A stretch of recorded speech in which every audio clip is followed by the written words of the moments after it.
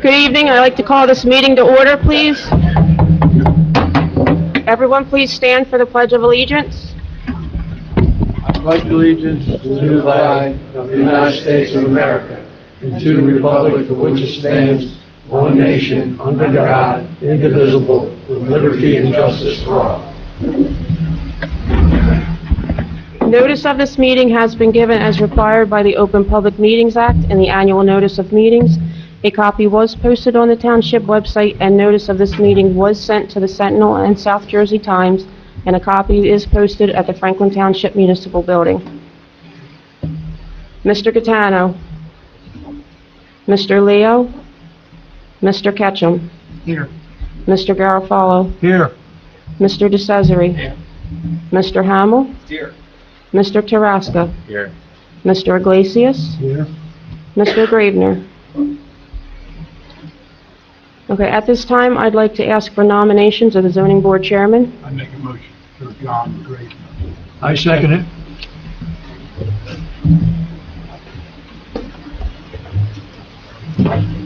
Any other nominations? Move to be closed. Nope. Hearing none and seeing none, all in favor? Aye. Opposed? I'd like to open nominations for Vice Chairman. I nominate Richard Mike. Second it.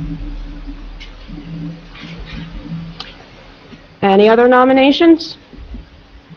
Close it. Hearing none, seeing none, I'd like to close. All in favor? Aye.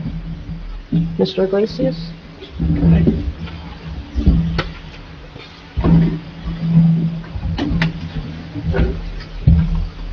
Okay, put up nominations for solicitor. I make a motion, Michael Borelli. Second it. First and second. Voice, vote. Aye. Aye. Okay, nominations for board secretary. I nominate 15. Oh, Come on. I'll second it. All in favor? Aye. Okay, nomination for engineer and planning service. I nominate Schaefer, Nasser, Jervik. Have a second on that? Second it. Okay, anybody else, nomination, anybody else? No, I don't see any. Okay, voice. Aye. Okay, nomination for the depository, which is I nominate Newfield Bank. Deerfield Bank. Okay. Second it.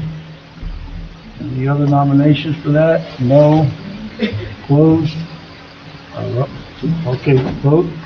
Aye.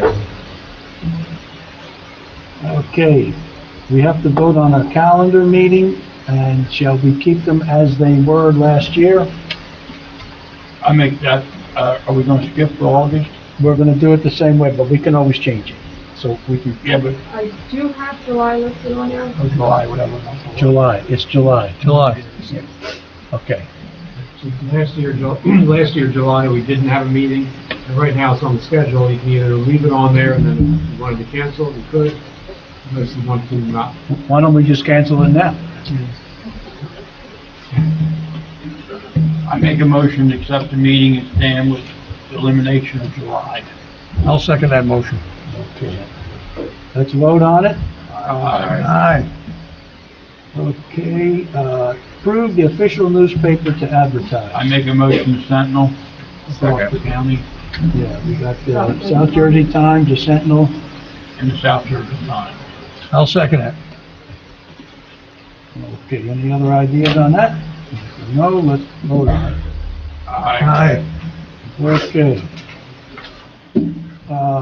Can we approve the minutes from the last meeting? I make a motion, we approve it. Second it. Okay, voice vote on that? Aye. Aye. Okay, no communications. Hey, Mr. Gaetano. Just a note, Mr. Gaetano's here. Okay. gotten that taken care of. Shall I go to the first application? So we should seek, in the absence of John, They haven't been. we'll seek an alternate in the absence of John. Need two. Okay, we need two alternates. That would, well, Mr. Hamilton, not an alternate. I'm not seated for John. Mr. Hamilton, that's the trash guy. Huh? Yes, and I'm not sitting for John Granger, no thanks. You don't have to take over his duties, just for the. Well, we need someone for. We got sheet for applicant. Okay, Carl and Mr. Hamilton. Where is it? Okay. We're good? Yes. We're good, John? I mean, we're good. What tells your name again? Yeah, yes, we are. Listen, it's catching up. Okay. The first application, I presume? Yes. Okay. We have Anthony and Dana Rusciano.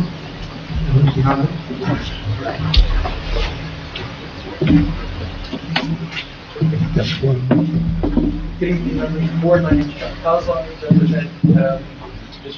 Rusciano with regard to this application, 117 Road, lot 7101, lot 67. Are you gonna elicit testimony? Is this your client here? Yes. Okay, can we swear him in now? Absolutely. Raise your right hand. Promise to tell the truth, the whole truth, and nothing but the truth. What are you gonna tell us? Yes, sir. You give your full name and address. And Hi. address. Anthony Rusciano.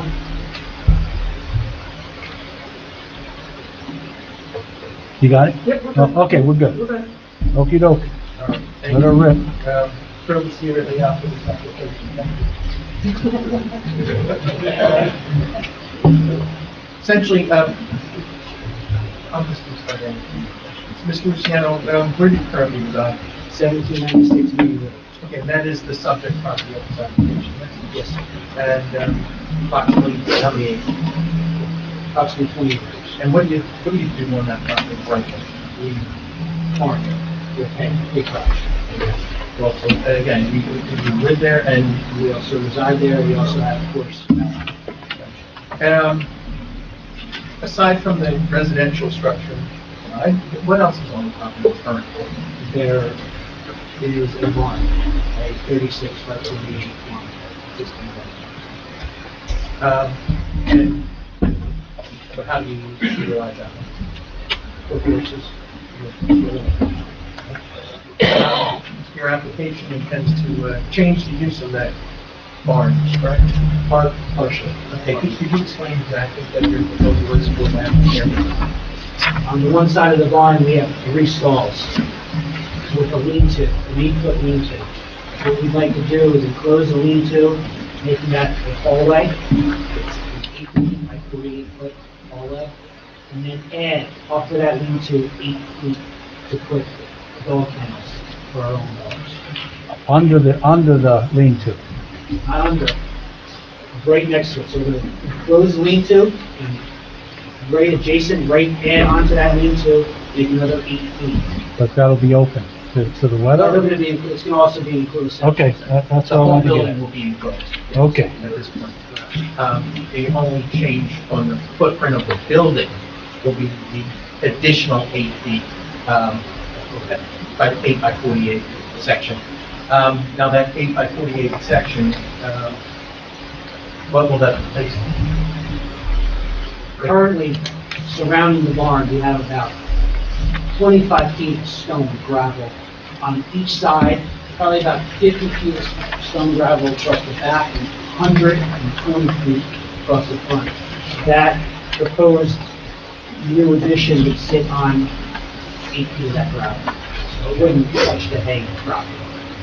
So nothing will be disturbed except the stone, the 8 foot of the stone.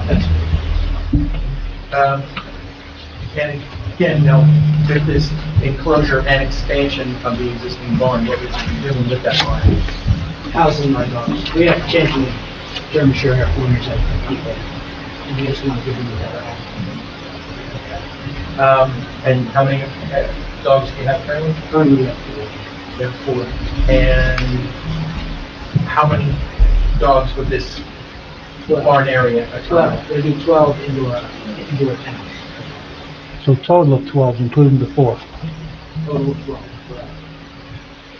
Your plan though for the future is actually bigger than 12, is that correct? That is correct. Now, the 12 would accommodate your potential extension on your own personal level, correct? Yes, that's correct. And it is, my understanding, your application it is intended to accommodate up to 50 dogs.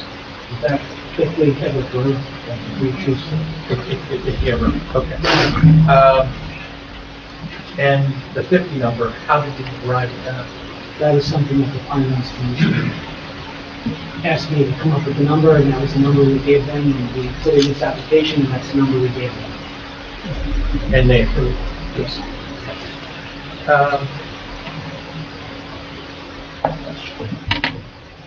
For your personal use, would you require any additional assistance? And so it'd just be you and your wife? Primary. If you ever did expand, would you, you would We're not? not looking at it before we expand. It would just be-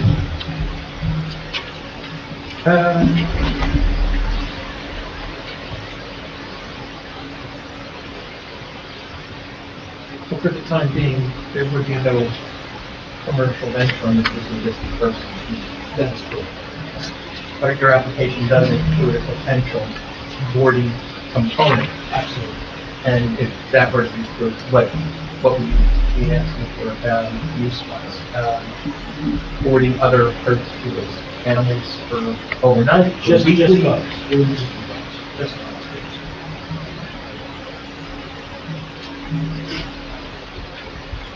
Anyone on the board have any questions for this case? I do. What are you looking for now? 50 dogs or 12 dogs?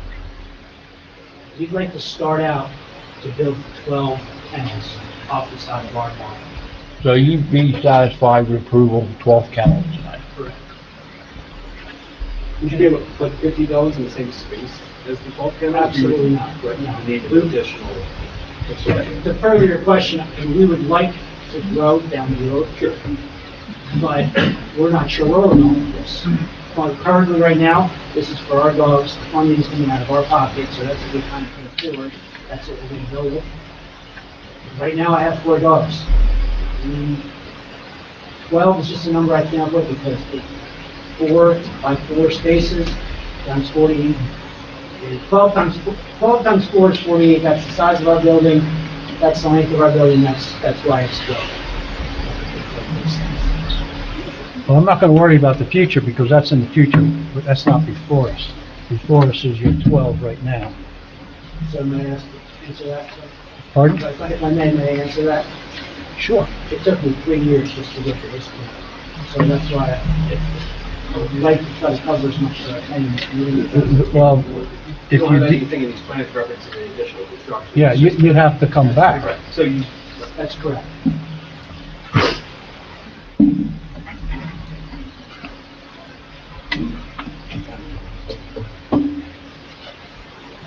I have a couple of questions to clarify. In reading the application, starting with the Pinelands, it was clear that it's a 1,000 square foot commercial building. And addition to your barn. And I think throughout the paperwork, it's been pretty clear it's a commercial addition to your property for dogs. So I understand your thoughts about your intentions and so forth. But whatever the board approves tonight, if for some reason you move on next year, and that's what's there. So you need to be careful about and precise about what they approve. So we're looking at 12 kennels, or a kennel for potential 12 dogs, meaning outside people as well that would be boarding the dogs there potentially. Potentially, correct. Sure. So I think the board has to be clear, that's a use variance for that.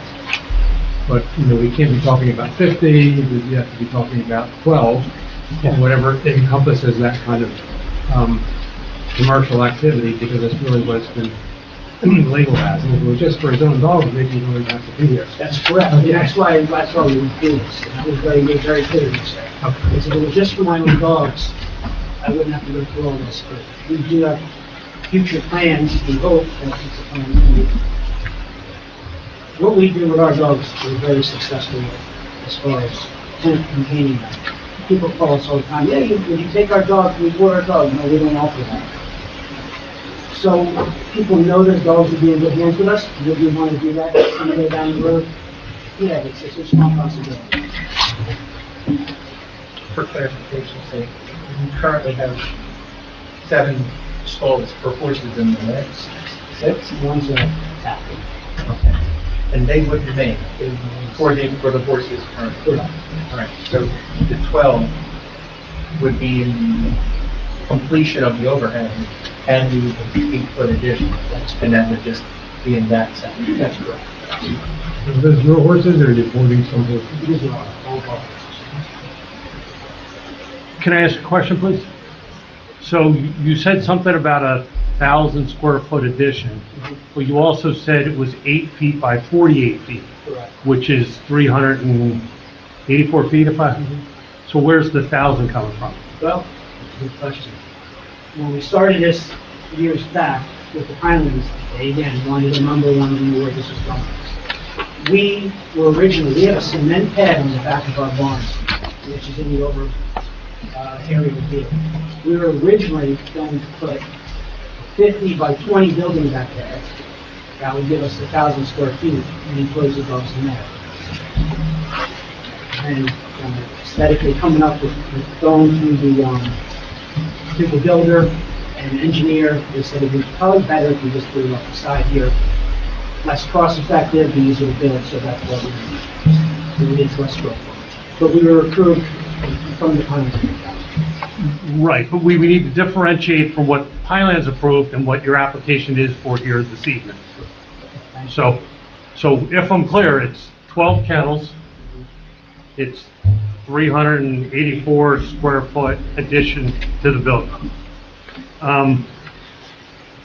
The area that you're enclosing, that same area, 8 by 48 feet, that's lean-to now, is that becoming kennel use? Becoming a whole. It's becoming a hall. So the kennel is really the new 8 by 48? That is correct. Okay. For clarification, if I'm on packet, this would actually, this is the direction, and this would be, so this creates basically, so you described this all. Understood. No, I just wanted it on the record. I do understand what you're saying.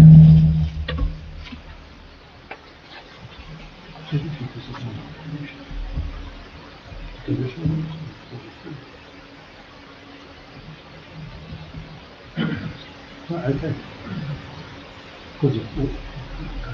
Yeah. What got the purpose of the septic? Well, when we first started this venture, again with the Highlands, we had the health department come over to the county and they said in order to be a commercial kennel, you would need septic, you would need a wash area, and you would need a quarantine. So the quarantine room, they said we could use our existing tack room and just put an outdoor fan blowing the air out. That would suffice for that. We had a slop sink out there that would suffice for the wash area. So the septic is something that we need. For the record, that is, the septic, installation of the septic is really the only area in the current yard that would be disturbed, aside from the gravel, like the stone area, which is coming around the stone. The septic is the only thing that would be disturbed by, that's where the ground is. So the application tonight is for the 12 kennels. Would any of those 12 kennels be part of a commercial operation? Potentially, sure, yes. Yes. Is that what you're asking for this evening? Yes. Yes. Okay. Okay, so we have an application here before us for a conditional use for a kennel. Kennels are a permitted conditional use in the zone, but they need board approval. Also, there's a D variance associated with this for more than one principal use on a parcel, meaning the house, the agriculture, the horse, private dog, and the commercial kennel. So the use variance there is what is being requested this evening, that commercial kennel. Now, a question for you. with the commercial kennel that we were talking about boarding other people's dogs, do you also offer other services to other people related to dogs? Do you do grooming? Do you do other things like that? We possibly could, yes. Uh, Grooming. All right, so that's what we're trying, and what is the request to see? So if you get approval for a kennel, and then you start doing grooming without it being approved this evening, you're technically in violation. So I'm trying to get, We need to know exactly what you're... trying to get from you what you're asking for now. Then grooming as well, yes. Okay. 12 kennels with grooming. 12 kennels with groom. Any dog training or anything No, like that? absolutely not. I can't train professionalism. Can't fix it. Okay. So we've heard what that part of the application is. The expansion of the building is 8 by 48 feet for a total of 384 square feet of dog kennel, which is mixed personal and commercial use.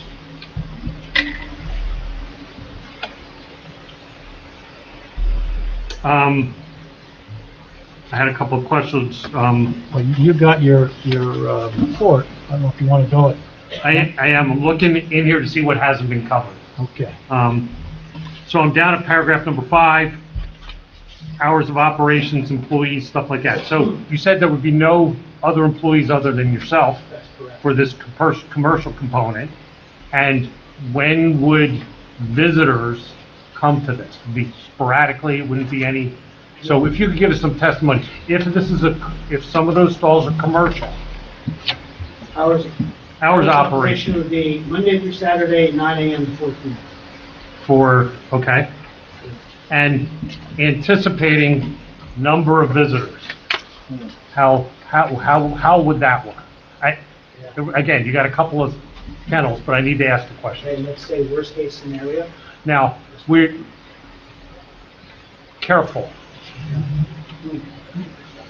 Okay, you're asking for a waiver of site plan, basically.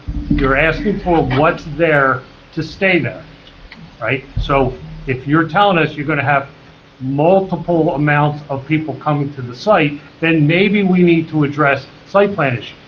You know, where's the paid parking? Where's the streetlights? Where's the things like that? So the question is, how much, for these 6 or 8 kennels that you would possibly be commercial, how often would you expect visitors to be there? Including the grooming, if you're grooming every day, then you're gonna have... We're trying to get a flavor for the intensity of the use. Well, first of all, we'll be up by appointment, so nobody would just be coming in. Okay. So we would not allow that. I'm retired law enforcement, I don't want people, the reason we moved here and bought that property was, I don't want people coming and going. You can't come into my driveway without an alarm going, so you don't need people to I've had up to 12 dogs before. So dogs with me, in my line of hobby here, they come and go. I can fill up those 12 pounds very easily. I have a few dogs that don't 12 dogs. But for sake of argument, I mean, there could be, like you said, 6 to 8 dogs in there, other people's dogs. So, Right.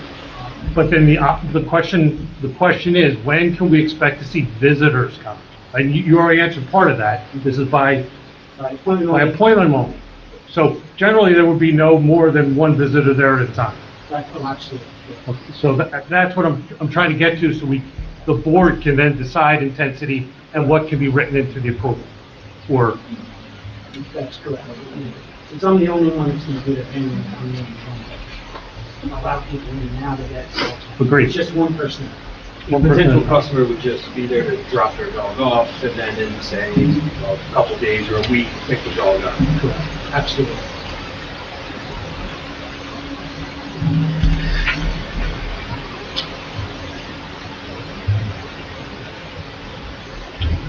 and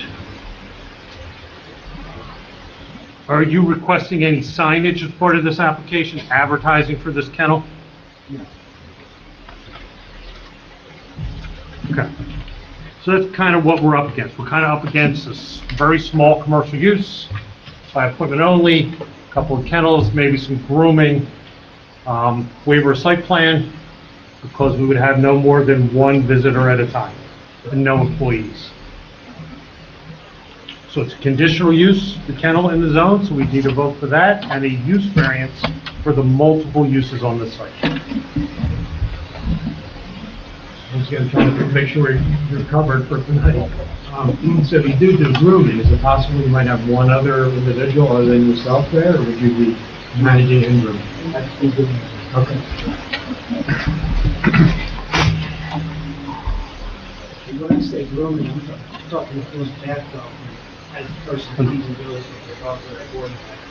No, the shaving and the nails and the whole, no? Okay. That's for grooming, yeah. That's what we normally think of. If I understand you, you're not trying to open like a Rusciano Sudsy scrub to have just people come in and get a quick 15-minute in-and-out wash. You might wash your dog at your house. Correct, but that is grooming. That Of will fall course. under I grooming. think you're trying to cover a lot of bases. Trying to cover everything. I'm picturing like a mobile van with a big tub and No. you got the hair dryer going and you take apron, bringing everybody in off the street. But in reality, you're washing a dog in your house. Kennel, there's a kennel dog there, and you give me back.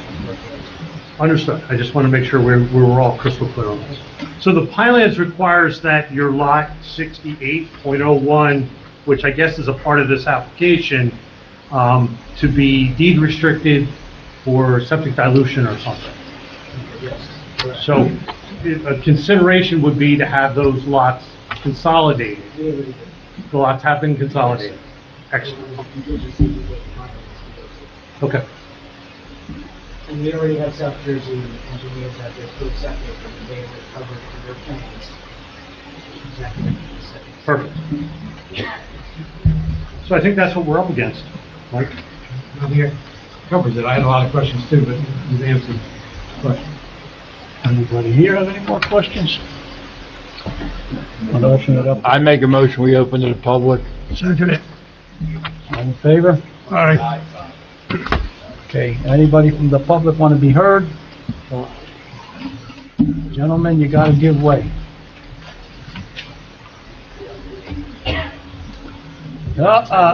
Raise your hand. I gotta swear your butt in. Okay, I swear to tell the truth, nothing but the truth, so help you God. I do. Thank you.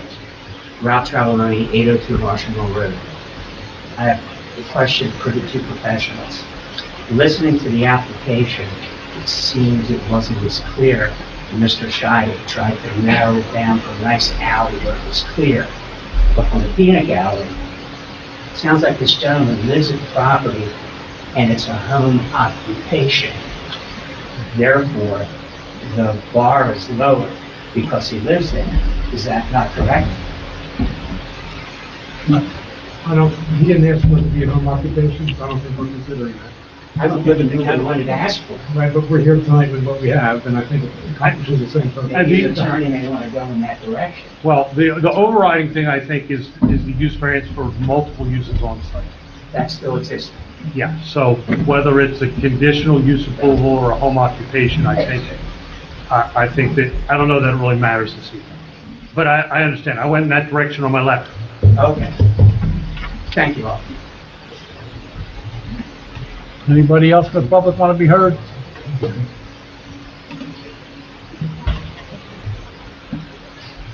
Swear to tell the truth, nothing but the truth. Okay, your name and address, please. Mindy Curran, 71 Edgewood Drive. Okay.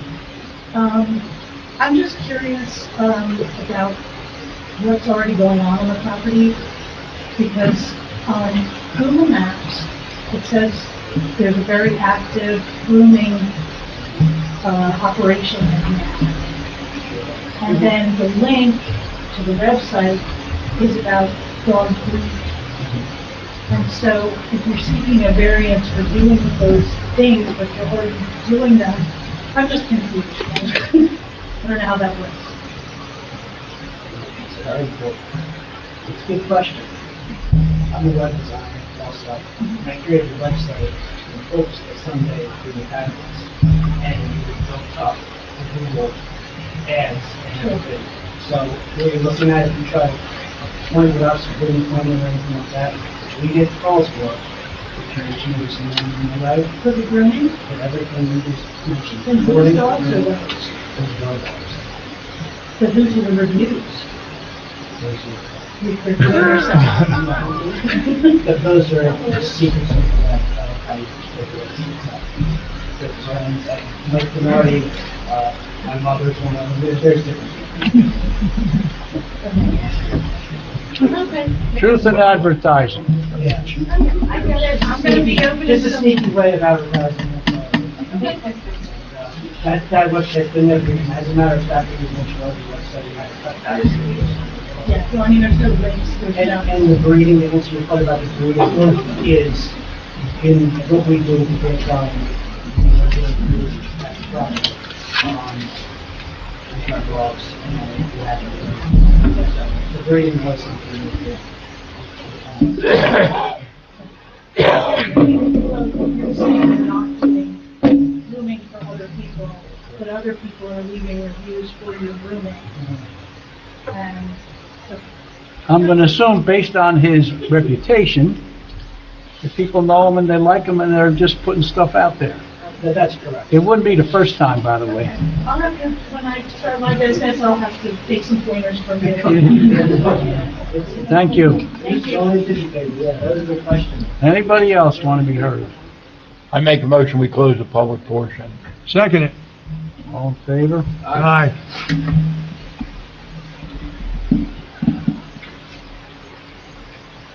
I make a motion, we approve the variance for 12 kennels for, what's it, commercial use. The limitations that were discussed with our. With the, yeah, with the our question and answer limitation, regarding how we're limited. by appointment only, hours, whatever they were, 8 to 5 or whatever. Now, this was the use. Well, there's motions for everything. that was- Right. Everything, so we don't need two separate ones. No. I don't Okay. believe so. No, no, okay. I think Angie here actually put it perfectly. I think it should be very specific that we're approving the conditional use of the kennel with the same conditions you had mentioned and the multiple use of property. I'll make both motions then. Just, again, for clarity's sake. Agreed. Are we good, Mike? Yes, with the conditions that were discussed. If you don't have to recite, we're okay. Verifying the square footage too. Yeah, it's not the 1,000 square foot, it's the 384. And that's gotta be part of it, well, that's what the application is. Yeah. So, that's what's approved. Well, the application has for 1,000, but it's, right, 384, down to 384. So we're granting 384 now. So that's be modified. Have to be modified? No, we just, resolution will say that. Okay. The 380 square foot condition. Okay, anybody want to second this? I'll second the motion. Okay, all in favor? We have to take a roll call. Mr. Gattano? Yes. Mr. Ketchum? Yes. Mr. Garafalo? Yes. Mr. DeCesare? Yes. Mr. Hamlin? Yes for 12 dogs. Mr. Carrasco? Yes. Mr. Iglesias? Yes. You have one minute. Thank you, gentlemen, good luck with it.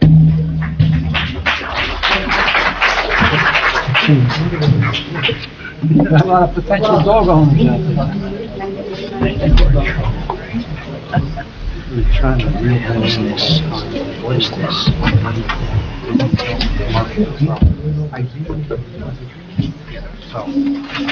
It worked out.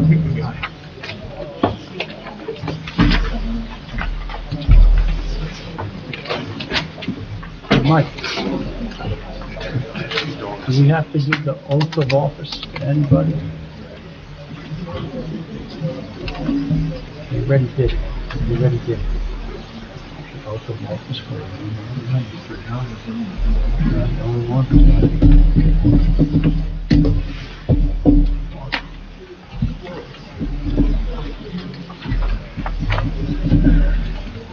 Okay, you ready?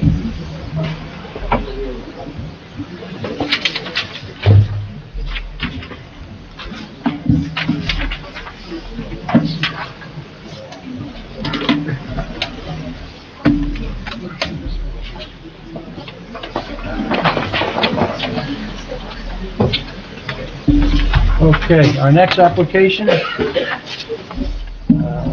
see. What the hell, where's my number?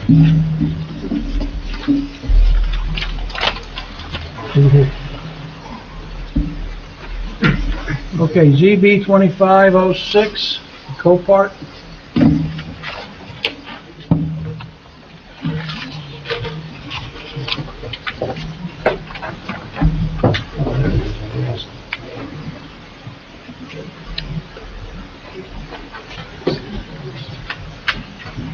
I'm gonna bring the whole team up so they can swear them in and once it's probably easier. Okay. Yeah, have them swear in, and then when they get done, please let our secretary know who they are. You got it. My name is Daniel Markine. I'm an attorney with the law firm of Fletcher Greenberg. We're at 1810 Chapel Avenue West in Cherry Hill. I am the attorney for Copart Connecticut Inc., which is the applicant regarding block 2102, lot 13 here in Franklin Township. I want to introduce the other members of the team. Ed David Heiser from Copart is here. He'll be going over basically what's going on here. We've got Dave Fleming from Marathon Engineering, who's setting up easel. We'll give you the real nuts and bolts of the project. Brian Shropshire from here is going to be doing the traffic analysis, and we've got Paul Lights, our planner, who will be going to give the positive and the negative criteria. We're asking for use variance and final or the preliminary final site approval with regard to the use, which we will explain in a second. So, how would you like to just swear everybody in at one time? I think that'd be the easiest way. We're missing somebody, aren't we? Here we go. Right. Okay. One more. You lost him. Call your planner. He quit. Maybe he got lost on the way. Okay, let me go with what we got. I don't think I gotta swear the professionals in, do I? Yeah, okay. Raise your right hand. You swear to tell the truth, nothing but the truth, so help you God. Okay, from left to right, name and address, please, and when you go to testify, I will ask for your credentials, passports and stuff like that. Hey, David Heiser. Go for it.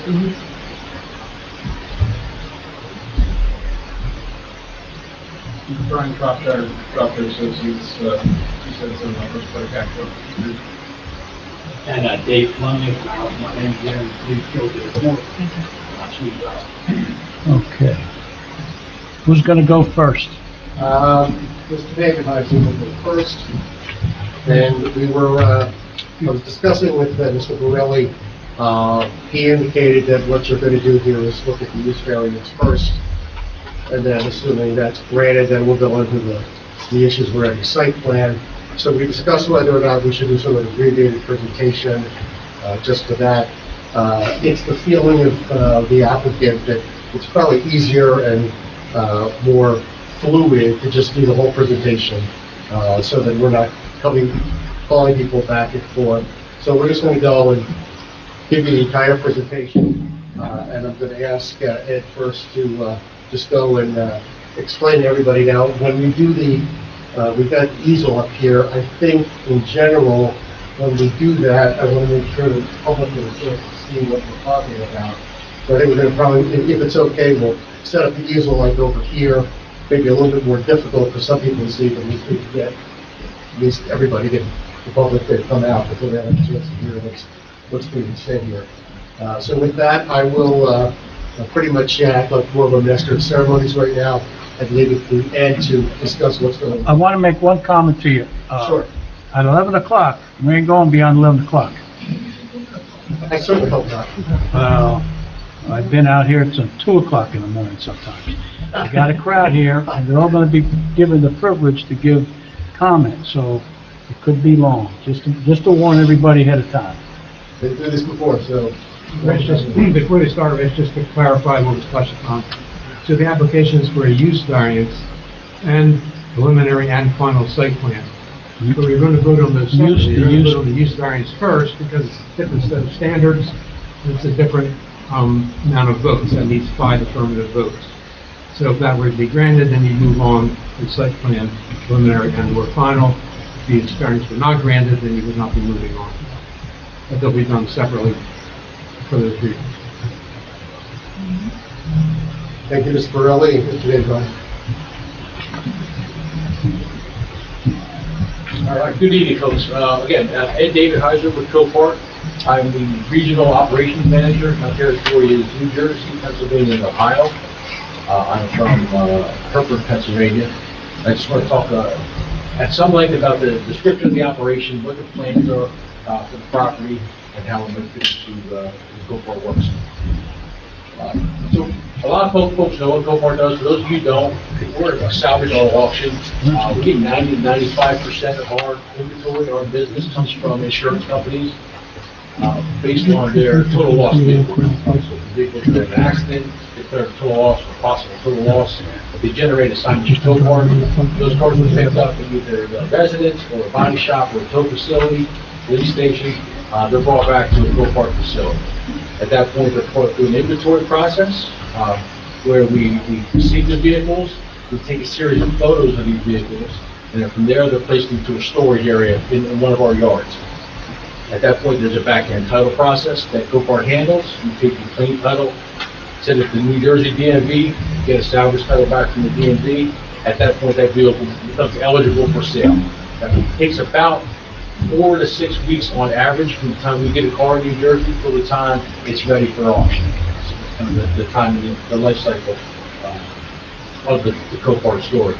Once those vehicles are available for sale, it's totally online. So people bid on the cars online, and you need to register with Copart as a legitimate buyer to bid. So it's not. Pennsylvania is open to the public. New Jersey is not. So you need a license. But any eligible member can bid on the car on Copart.com.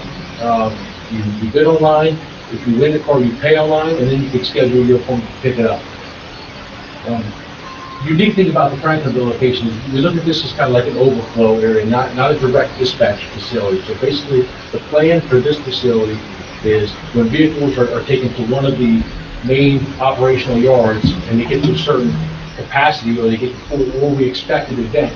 I think a lot of us were probably here during Hurricane Ida and then kind of messed up that part, and the volumes that kind of came with it. That's kind of what we went looking for more property. So the intent of this property is to take the vehicles that have already been received, have already been imaged, and are already in storage in a Copart location, and to transport those internally from one of our other facilities into this one here at Franklinville, where they're just simply trucked in, removed from the trucks, and then put directly into storage. When the title process has been completed and the vehicles are awarded to sale, at that point they can be scheduled for pickup. It's not first come, first served when these vehicles are sold. We have a appointment schedule where buyers who are awarded vehicles can dispatch drivers based upon appointment schedule, so we can have some type of control of how many cars are coming in and out of our facilities. Again, this operation here is kind of be on an as-needed basis. If our barns are consistent and we have plenty of capacity in our neighboring yards, this is something that we would probably sit dormant unless we would need it. There's additional expense to use this facility like this because we're transporting parts from one location to another, having the staff to spend on additional equipment as well. But it's a good thing to have. So once the vehicles are transported in, they're put directly into a storage area. That's where they're going to stay until they're sold. When the transport arrives to pick it up, they're taken from the storage area, loaded onto the truck, and then out they go. So that's the basic operational aspect of what the Franklinville location should supply for us. I know there was concerns also about environmental aspects of having salvage vehicles on your land, and I can address that real quick. We have a really good spill response program. We use a chemical called FM186. Basically, anytime that there's any type of spill, whether it's on grass, or gravel, or blacktop, or concrete, or rock, anytime the spill is identified, it's immediately treated with this solution called FM186. Basically goes in to just neutralize the fluorocarbons in that spill, renders the fire degradable. We take another step in the state of New Jersey in all our facilities, where we document these spills, so we have a map and we have a log. So if we do have a spill that we need to treat, We have an additional process where we track these things as well. If it's on a surface where it can seep into the ground, the second step is there, we actually dig those out and move a special contained unit that we put those in, and then we move, at some point, through a hazmat program to make sure we do our best to take care of the environment as well. The good thing about a facility like this is we're getting cars that have already been put through the receiving process. They've already been sitting in a shop for a week or so until we get them. So likelihood that we have very limited stills, but if we do get one, it's usually from a transport picking up a car. You know, there's hydraulic trailers and hydraulic beds and other things, sometimes going straight hydraulic hose in the parking lot. We count those as our spills, and we make sure we adjust those adequately to do our best. Aside from the frequency of use, again, this facility is really going to be dependent on our needs and when the volume hits. If we do get some storm activity, I know we had one, it was July 14th, 2025, we had some pretty good weather up in northern Jersey, some street flooding, which generated about 2,500 additional units of volume out of that activity. This would have been an opportunity to say, maybe, okay, so when the reserves start being filled up, maybe we could transport 1,000 or 2,000 cars in this facility to create capacities for storage in those facilities, as well as some additional operating room. When you get that many cars in at one time, it's just, we need a little bit more room to work in those locations, just to free up some space. So this would have been an example of when we may have lost some cars. Again, it's, we have to weigh the cost on these types of things, because we don't just want to turn this on because it is fairly expensive to transport cars down here. Off the top of my head, I would think if we do need to use it, it would be cars that we're sitting in inventory for over 30 days at some of the other locations that we bring in, and probably bring in about 100 to 150 per day if we decide to go ahead and activate a facility like Franklinville. When they leave the facility, we schedule those loadouts, we call them loadouts, but they take cars that are purchased and put on transport to leave the facility, or about 50 to 100 cars per day, depending on sale volume. And that's the basic operation. Aside when it's not in use, we do our best to keep it clean, we keep it neat, we keep it organized, we keep the grass cut, the weed whacked. As far as security, we would have not on-site security, but cameras, so we can make sure the property is safe at all times. Adequate lighting is needed. Cameras that will be monitored 24/7 in the event there's an emergency. We're also notified right away. And that's kind of, aside from having the need for it, I would suspect that this thing will not get a lot of volume until it has to, and then it will be very quickly. So that's the general operational scope of what we think that this piece of land will for us.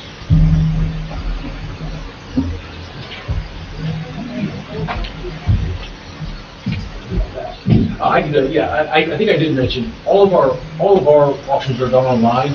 So this isn't old school. This isn't, you know, where we have auctioneers and people come in to bid on cars. Everything's online. We do have a process where people who are interested in buying a car, if they're a Copart RP preview on a car, we get very few people come to look at cars that they may want to bid on and buy.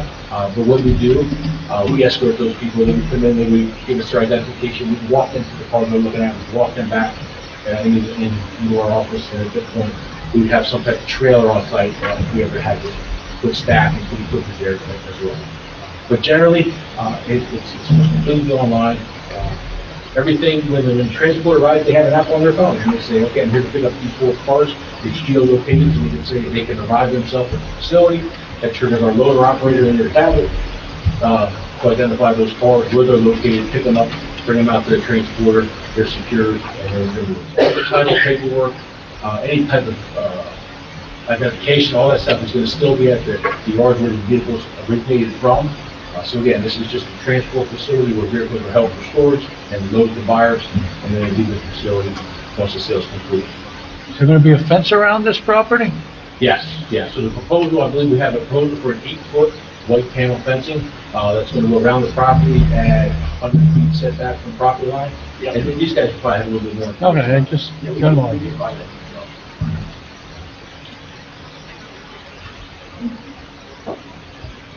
Anybody else, questions? Just maximum amount of vehicles you would expect that this would hold. With the property setback and the power line that cuts through the middle of the property, I'm thinking, and I've only walked on the property, it's hard to tell without really getting our hands on this thing. I would think the maximum number of cars we put in there, if we've happened, is about 5,000 cars. 5,000. Thank you. Now, the area, shaded areas, is that the power lines there? I can walk you through that if you like. Okay. Do that. A question for you. Sure. You were talking about cars per day. You said, when you do an active transport to overflow, you said maybe 100 cars. If you could extrapolate that a little further and give me an idea about how many cars per week are you moving in and out of this facility on average? Again, on average, it's hard because it's only when it goes active, right? So if we don't have a need for it, it's gonna be zero. Well, we can stretch the timeline, on average per month, on average per Yeah. year. Like, we're trying to get an idea of how much traffic's gonna be going down Shea Avenue. Right, so in an active state for this thing, I'm thinking we'd probably bring in about 100 cars a day, and we'd probably load out between 50 and 75 a day, 5 days a week, between the hours of 8 and 5. For a week, maybe 2 weeks, a whole month, how long would that active period stay active? Depending on how many cars we actually transport in, and the sale volume is gonna go up and down, so initially, we moved a whole bunch of cars, we're gonna have higher sales, which means more activity on the front end. As those sales kind of decrease, we'll have lower activity. I had to average it out and say maybe 100 in, 100 out, so 500 each way per week. I'm assuming that they're gonna be like car haulers, like 18-wheeler Yeah. type machinery. So most of the incoming is gonna be done with 5-car trailers that come in. So we hooked up from one of our existing facilities, one of our Copart facilities, we'll take those, we'll load those trailers, we'll bring them down, they get unloaded by a crew of folks here, and they just go away. And we use the 4 and 5-car hauler trailers. Now, when they come to get picked up, it could be anything. It could be the U-Haul trailer, that has to come get his car. It could be a 9-car, any type of equipment that the buyer would suggest when they go. What happens on weekends? Do you operate on weekends, Saturday and Sunday? The only time we would is that the state declares an emergency and we get into something. So you're not open Saturdays and Sundays Correct. generally? Monday through Friday, just generally 8 to 5. 8 to 5?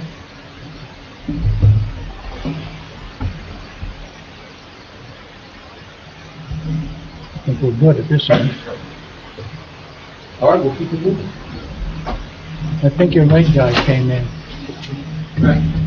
All right, let me introduce Dave Fleming from Marathon Engineers. He's going to walk you through the entire site and what's being proposed. Just give us your bona fides and, Okay, I've been doing this a while, since 1982, licensed in the state of New Jersey since 1987, licensed in several other states.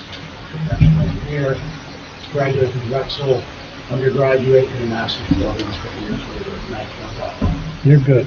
Thank you. Okay, what I thought would be, is take care of a couple, orientation things for you. I know it's difficult, words are difficult, but, you know, for keeping the documents, it's difficult, but the essentials of the property, I'm gonna walk you through, give you just a, you know, a little bit of a lay of the land, how the site operates. If you look at the board, it's difficult, but there's a yellow area that represents the tax lot, which happens to be block 1202, block 1378 and 6 acres. And we discussed before, it's bisected by a PSC&G right-of-way easement that's 350 feet wide, and it eats up a good piece of the property, right? So if you look at that property, that area in the middle, where we showed on that graphic, where is just really PSC&G easement. We've had conference calls with them. The concept plan does show some narrow lanes perpendicular to the easement, just to provide, you know, access to both sides. Access to the site is located just east of Delsea Drive. It's off of Shea Drive, a public right-of-way that's partially improved. We would improve it more significantly. I'm going to walk over to the board, and again, those can see from the audience, you'll see 3 light colors. You'll see that. I probably need to walk you through that. There's a receiving area. I'm going to give you a graphic in a minute just to show you the fenced-in area where all the receiving and unloading goes, and of course, then when vehicles exit and all that activity happens at the site. Again, there's a fenced receiving area, but I would like to point out from the audience, they're gray, those are the storage areas. Each of the storage areas is surrounded by gravel access drives. So there's full access around all the pods, if you will. These are like parking spots. Obviously, none of these vehicles run on the site. They come here in earth. They're not like our junkyards that I grew up here 60 years ago and used to buy parts when I was a teenager, too long ago. But long story short, and you say the white areas for the distance of really perimeter access ways for, again, maneuvering of the vehicles of locations. They have a computer-generated system. They know exactly where they are in their system. These are just thrown there and stacked there. They're not stacked. They're single. They're in designated locations. They can be identified in their system, and Copart operates, all over the United States and international, if I'm not mistaken. So the other areas, you'll see like an aqua, we have obviously stormwater management in accordance with, state regulations. So there's quite a bit of, infiltration, storage, and all of the works for design work. I wanted to point out those three areas. Now, I'm going to walk over. The second graphic is a blow-up of the receiving area. Again, you'll see the dark Shea Drive, which extends to the existing curb cut. It extends off Delsea Drive, the public right-of-way, is partially improved. It extends back to the parcel. The gray area represents the paving, and then if you look at that graphic, the light green is the way it is now. Whatever the condition it's in, some woods, some fields, some wetland areas there, and fortunately on that graphic, most of that stuff parallel to Shea Drive is also the PSE&G right-of-way access. So that front parcel, our parcel, and other people, they're impacted by PSE&G right-of-way. As you come in off the highway, coming east, that is a 19-space parking area with a receiving yard, which is fenced.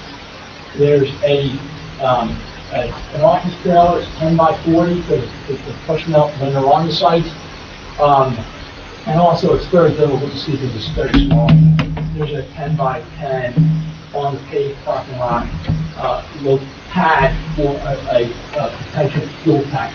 Not shown in that graphic would be our well and things of that nature, which we'll talk about later when we get into the details of the review letter, our discussions with the fire marshal, and providing a well and be able to service his water tank trucks to be able to service the site. Again, the general public, there is no access to the back.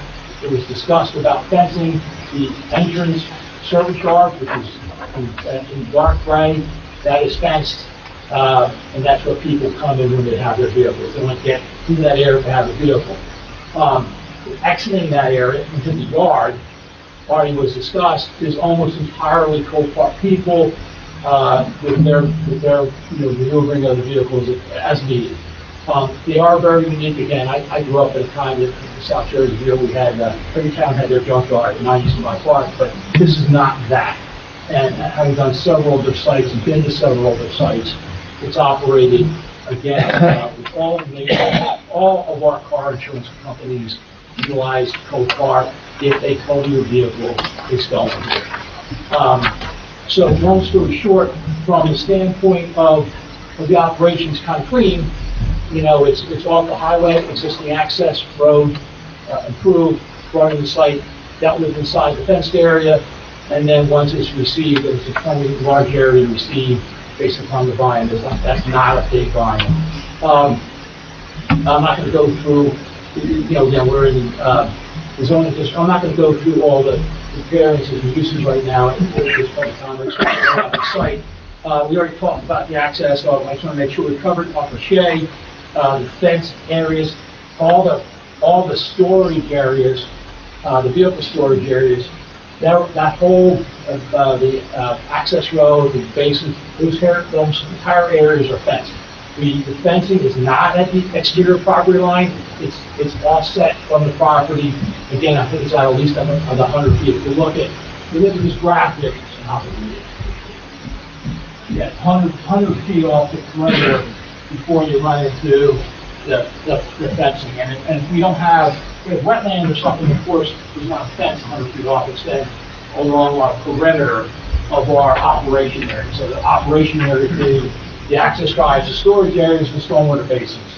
They're all fenced, that 8-foot fence. We can show that detail later on. I do want to point out, we've already talked about stormwater. We can get in more detail as necessary. Fencing. The only other thing I wanted to point out, again, questions do come up, based upon the designation under the DP rules and the SIC rules for this particular use. It's not a high pollutant load. Again, these things are generally inert when they come here because they're not operating, and they're not, being driven in any fashion. They're being removed. I just wanted to point that out. It would, again, comply with DP regulations. This will require, it has an active LOI, letter of interpretation for wetlands. It will have a flood hazard individual permit. The DP, in addition to the township's review of the stormwater, they will review the stormwater as part of that individual IP. And so, again, the wetlands permits should have to file, we've been waiting like everybody else in the state of New Jersey for our wetland delineation. But, we're patient. But I just want to point out, again, I've been operating in New Jersey for more than 40 years. I'm an expert on DP, DOT. We advise clients, we're going to dot every I, cross every T. And of course, I know this town and this board will stand as well, but we would do it nonetheless. I think that's it that I don't have any questions. I have a question. Would you explain why the access is going to be on Shea? Yeah, there was a discussion, there's not a public right away. However, the wetlands through it, and it's impacted also by the PSNG right away. It's not practical or even possible for us to use that right away, given the curb cut. Our friends in the DOT are also going to deal with it, and the fact that we already have a driveway, I'm not sure they would even want to set the driveway, but I don't think we can even do it, given those two facts I already mentioned. So I have a question. So you said the vehicles they're non-operational. Non-operational. So I'm gathering you're going to need heavy machinery to move these around. Yes. I'm just trying to put myself in perspective here. Yes. Is this like an all-day operation where these are going to be running machines, moving cars? I think I read that. Sure about that. Yeah, so when this is. Wait a minute, you gotta come to the. Yeah, so if this property would go into use, we would run pretty much 8 to 5, Monday through Friday. I think we would probably go with 5 or 6 machines. We use front-end loaders. Like you see, most of them you have a big bucket on the front, so we'll have a bucket there for yard maintenance. But we replace that with a set of forks. They're 15.5 feet long, and basically we approach the vehicle from the front of the vehicle, slide our forks underneath it, pick it up, and that's how they're transported around the yard. Yeah, so we would move those cars once they take them off the trailers when they're delivered in, and then we would locate those cars and put those spots in the grids. When they're sold, and that's where they stay until they're sold. When they get to be loaded out, we do the same process every first. We pick it up with the bring it back out. So yeah, we use Caterpillar wheel loaders, and I think we probably need 5 or 6 if we're in full operation. And I just want to reiterate, the perimeter is a minimum 100 foot in this particular site. We already have an existing grid site, we're not going to disturb the woods. We'd be 100 feet minimally. Other areas, of course, are impacted by wetlands, and the setbacks are much greater. But at minimum, from the study that's planned, you see the dimension, 100-foot wooded barrier between the property line and the beginning of the and all the storage areas in the ring roads are, that's the limit of that. So some of those have basins, but again, activity outside is all inside that fence area that's at least set minimally 100 feet off the property line. Now, what does that property consist of now? It's What's there? easement and it's woods. A lot of woods? Yeah, yes. But we're gonna about, I think, 35 or 36. I'm not, I have to check the plans. If you look at that plan, about half of that is 70, where we have 76. I think we're disturbing 36 of them, 78 acres. A portion of that would be the right-of-way that's maintained by PSCNG in whichever fashion they decide to do that. And the rest, again, on the perimeter would be the woods that would remain. Are there trees on there right away? Some, but I, you know, you have to expect, I mean, some, and there's some vegetation, I wouldn't be able to characterize it, you know, sitting here. But if you look at that, if you study that, you can put up, you know, Google Earth, you can actually start seeing some of those trees and things like that. But they, I mean, they have, over time, it's like, you know, somewhat clear that how long it's remained, I don't know how often. It's an operational question to that. Anybody else have any questions here? Let me ask you a question about the cars that come in here. When the cars come in, they're gonna be safe, right? What about the electric cars? What are you gonna do with the batteries before they come down? So we have a process through all of our facilities, like, this isn't the only Copart, right? We have a spot for the Tesla, the Cybertrucks, things like that, that SMB, the complete electronics.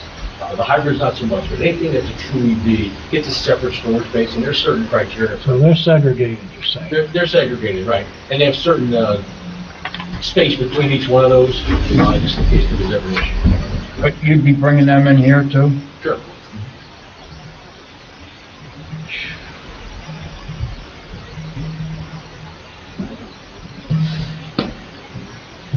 Anybody else?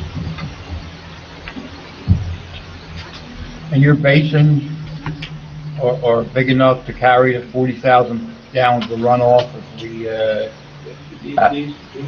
I don't have to tell you, saying is, it's no longer as complicated as rocket science. The new saying is, it's no longer as complicated as New Jersey stormwater management regulations. The basins meet all the modern criteria. They take in the future storms that don't even exist, will probably never occur, but we will satisfy all the criteria. And they will be more than large enough to handle the storm events. And again, it's very conservative design based on current design requirements for New Jersey. So again, I've been doing those calculations since the early 80s, and none of those basins can help me, certainly. I'm not really concerned about the stormwater. Yeah. I'm concerned about the runoff from the batteries. Yeah, well, again, they're segregated, I can't talk about exactly how, but yes, you know, if you look at the way stormwater management basin would work, it's not gonna be running into the streams out of the basins, even if the infiltration that was required as part of the stormwater regulations. But in terms of how you handle a Tesla, I can't. Yeah, so basically, in our process, particularly in New Jersey, when we transfer these cars, when they're taken from the operating yard, that's sending to the destination yard, they're checked before they go on the truck. If there's any leaks, they're addressed, and they're not brought. So then they're in transport, and something could happen, right, between Somerville, New Jersey, and to where we are now. So when they arrive here, they're also checked again. If there's any spills, we're notified immediately. If there's any leakage, and it could be anything. It could be oil, gas, coolant, hydraulic fluid, battery leak, anything like that. So if we notice any type of spill, we have a spill response that we're very diligent about taking care of it. So again, they're checked from the originating yard, and they're checked again before they're taken off the truck here, or when they come. We want to make sure we're doing the right thing and we're well. I don't know if that helps answer your question, but that's kind of the process. If you touched on one of the things you said earlier, you have approximately 5 cat wheel loaders there to move the vehicles, they're about 50 gallon fuel capacity. So if you run one for 8 hours, you need to fill up probably 3/4 or almost all that tank. I thought I heard you mention about a fuel tank or fuel pump on site. I don't see it on the plan. What are your plans for refueling those? In the storage yard, there's a small area designated for a pad site for above ground, most for camping for the regulations. I see them on other Copart sites, on bus terminals, school bus terminals, everybody has them. They're satisfied, you know, satisfied with state regulations, just for fueling other vehicles.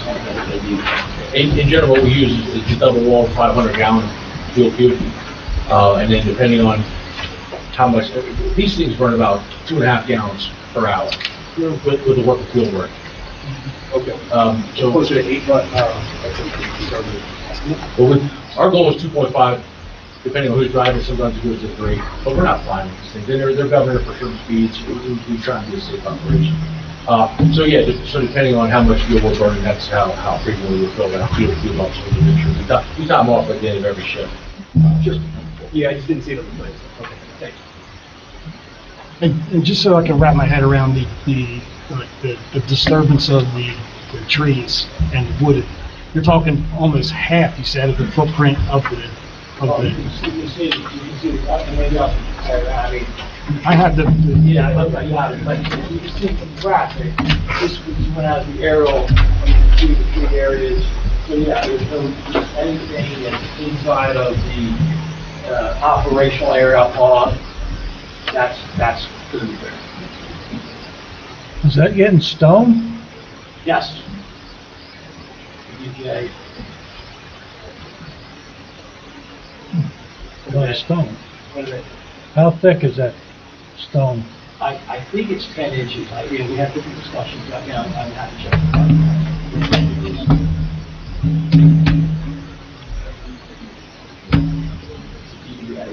I think we're good with your,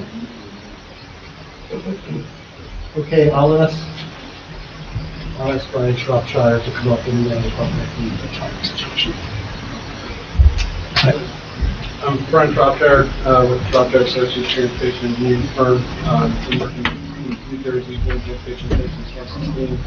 Been licensed in New Jersey since the beginning of last year, and I've been licensed in other states. I've licensed from all boards in South Jersey, across the state. I've also sat as a board professional in 3 towns in New Jersey. okay. So our firm was contacted to do a traffic study for this Copart facility. We've also done other Copart traffic studies across the state.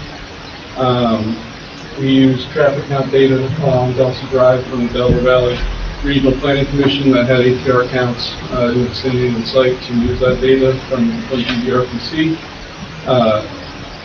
We grew that data based on NJDOT background growth rates to projected build out here of this facility to get the future conditions on Delsea Drive.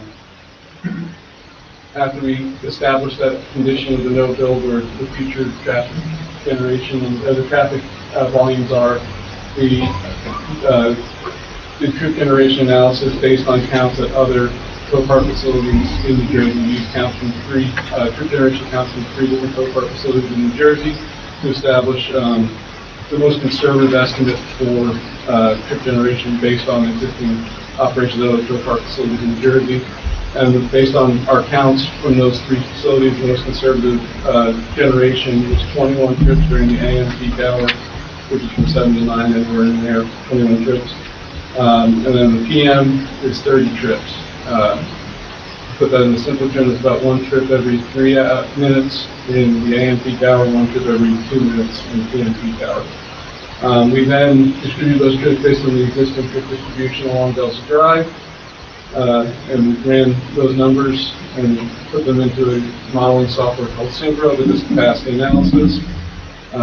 In the build condition, the levels of service at the intersection of Shea and Delsea Drive will operate for level service B during the AM peak hour and level service C during the PM peak hour. All movements along Delsea Drive and State Highway, left turns in, will operate level service A during those peak hours.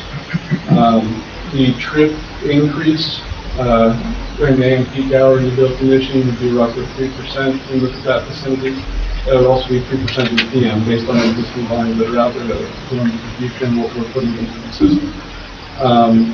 Based on our experience with the minimal increase in traffic, level service C or better is an acceptable level of service. NJDOT has criteria where nothing can be below level service B. Level service B is acceptable.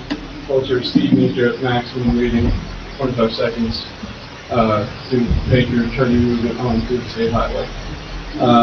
The access on Shea, it's generally accepted traffic engineering standards for safe and efficient access to the facility.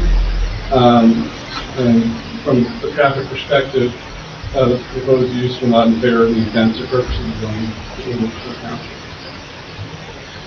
So you're saying a vehicle pulling out at peak time will take approximately 25 seconds to turn on in onto Delsea Drive? The level service C is between 15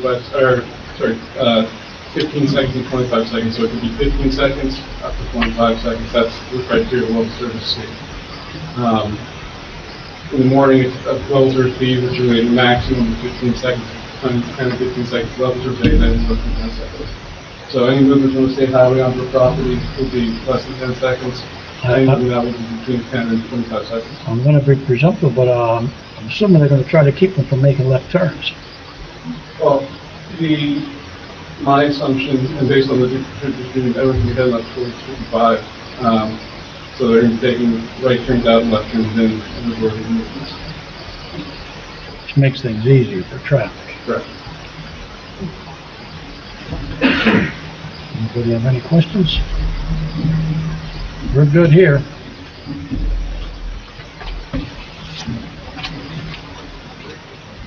Okay, this is the guy. Planner Paul Gleitz is here, and he needs to be sworn in, so... Mister, I gotta swear at you. Right here, right here. Swear to tell the truth, the whole truth and nothing but the truth, so help you God. I do. Your name and... Paul Gleitz, last name G-L-E-I-T-Z, the Teeny Lease Planning, professional planner in the state of New Jersey. I'm a licensed professional planner. I'm a member of the American Institute of Certified Planners, and I have a master's in city and regional planning from the Boston School of Rutgers University. I've been practicing for more than 20 years. I've testified before dozens of boards across the state. I haven't appeared before you, but I have appeared before Monroe and Washington here. Okay, thank you. I think you're good. Let it rip. Okay, well, I'm here to address the use variance and some of the other bulk variances as may be necessary for the approval here. I think you're all pretty familiar with the project, what we're doing here, the site plan, the engineer, and the Copart operations person kind of described what we're doing and how it's all going to work here. You have an understanding of what improvements are going on, the minimal amount of improvements compared to other kind of uses here. We have over 78 acres here off Delsea Drive. It's an interesting lot in the sense that it has frontage on Shea. Is it Shea Drive? Yeah. Shea Avenue. Okay, I've seen Lane Drive and Avenue, so it's Shea Avenue. The frontage is on Shea Avenue is kind of on both sides, but it kind of also acts as almost like an isolated lot in some ways, where it's kind of really cut behind the other lots around it. So it has this kind of unique access to from Delsea. It doesn't really front directly on Delsea. Delsea. Delsea. And we're also in the residential RA zone. So we're in the RA zone and has a number of purposes, primarily to, and your master plan focuses a lot on this. Oh, by the way, I've reviewed your master plan documents, your land development ordinances. I've been by the site, familiarized myself with all the application materials as well in doing my analysis. You really focus on agriculture, preservation of agriculture, and the design of this zone is to have some residential development options to help maximize conservation of either ag soils or forest and wetlands, protect the groundwater supply, being that your municipality is primarily septic and well. So there's one interesting, you have many purposes of the RA zone. One purpose that I think this application does forward is the last purpose J under the zone, to conserve the municipality's rural character and to minimize perceived density by minimizing views of new development from existing roads. So I think the fact that we have this property that's set back off Delsea and has this kind of narrow access point kind of meets that intent, that if you're driving down the main road, you're not going to notice this behind there. You're going to have there's some buffering, there's uses in front of it, and of course you have the fencing and the landscape buffer around the site. The permitted uses in the zone are single-family detached dwellings, open space land, and a few non-residential uses such as agriculture, including wholesale nurseries, woodland preserves and wildlife sanctuaries, a number of public uses and municipal uses, and privately owned outdoor recreation areas such as equestrian academies, golf courses, and driving ranges. Under accessory uses, you allow for home offices and small professional offices, private garages and signs. You also allow parking lots as one of the accessory uses in the zone. And then you have a number of conditional uses in the zone, such as houses of worship, cemeteries, hospitals, mass transit stations for rail and bus, convalescent homes, and fraternal organization clubs and lodges. So even though it is an RA zone and it has a residential character, you do allow a large number of non-residential uses as well within the zone. Existing use right now is primarily vacant with this large utility right-of-way through the center of it. And that's the second really distinctive aspect about this property here is this huge utility right-of-way that kind of goes right through the center of it. And that right-of-way doesn't allow any development whatsoever. It has to be maintained essentially clear of any vegetation that can, interfere with the operation of the utility transfer. And so it kind of bisects the site. And then you have these riparian areas around it. So it's kind of a difficult site to develop for some more traditional uses that are permitted in the zone. So what the proposed use is a wholesale motor vehicle distribution facility. It's a salvage pool or auto auction whose primary business is the sale of total loss vehicles on behalf of insurance companies. And so I think it's important to understand that's what we're talking about. It's a very specific kind of use. You've heard from the Copart representative how these vehicles are brought on site, they're kept on site, and they're removed from the site.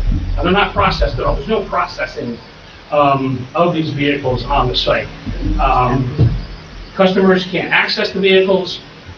There's a very particular scheduling system, very particular pickup and drop-off system, all these types of things that kind of separate that from other kind of uses that may look like this but aren't quite this type of use. So we have surrounding uses to the north.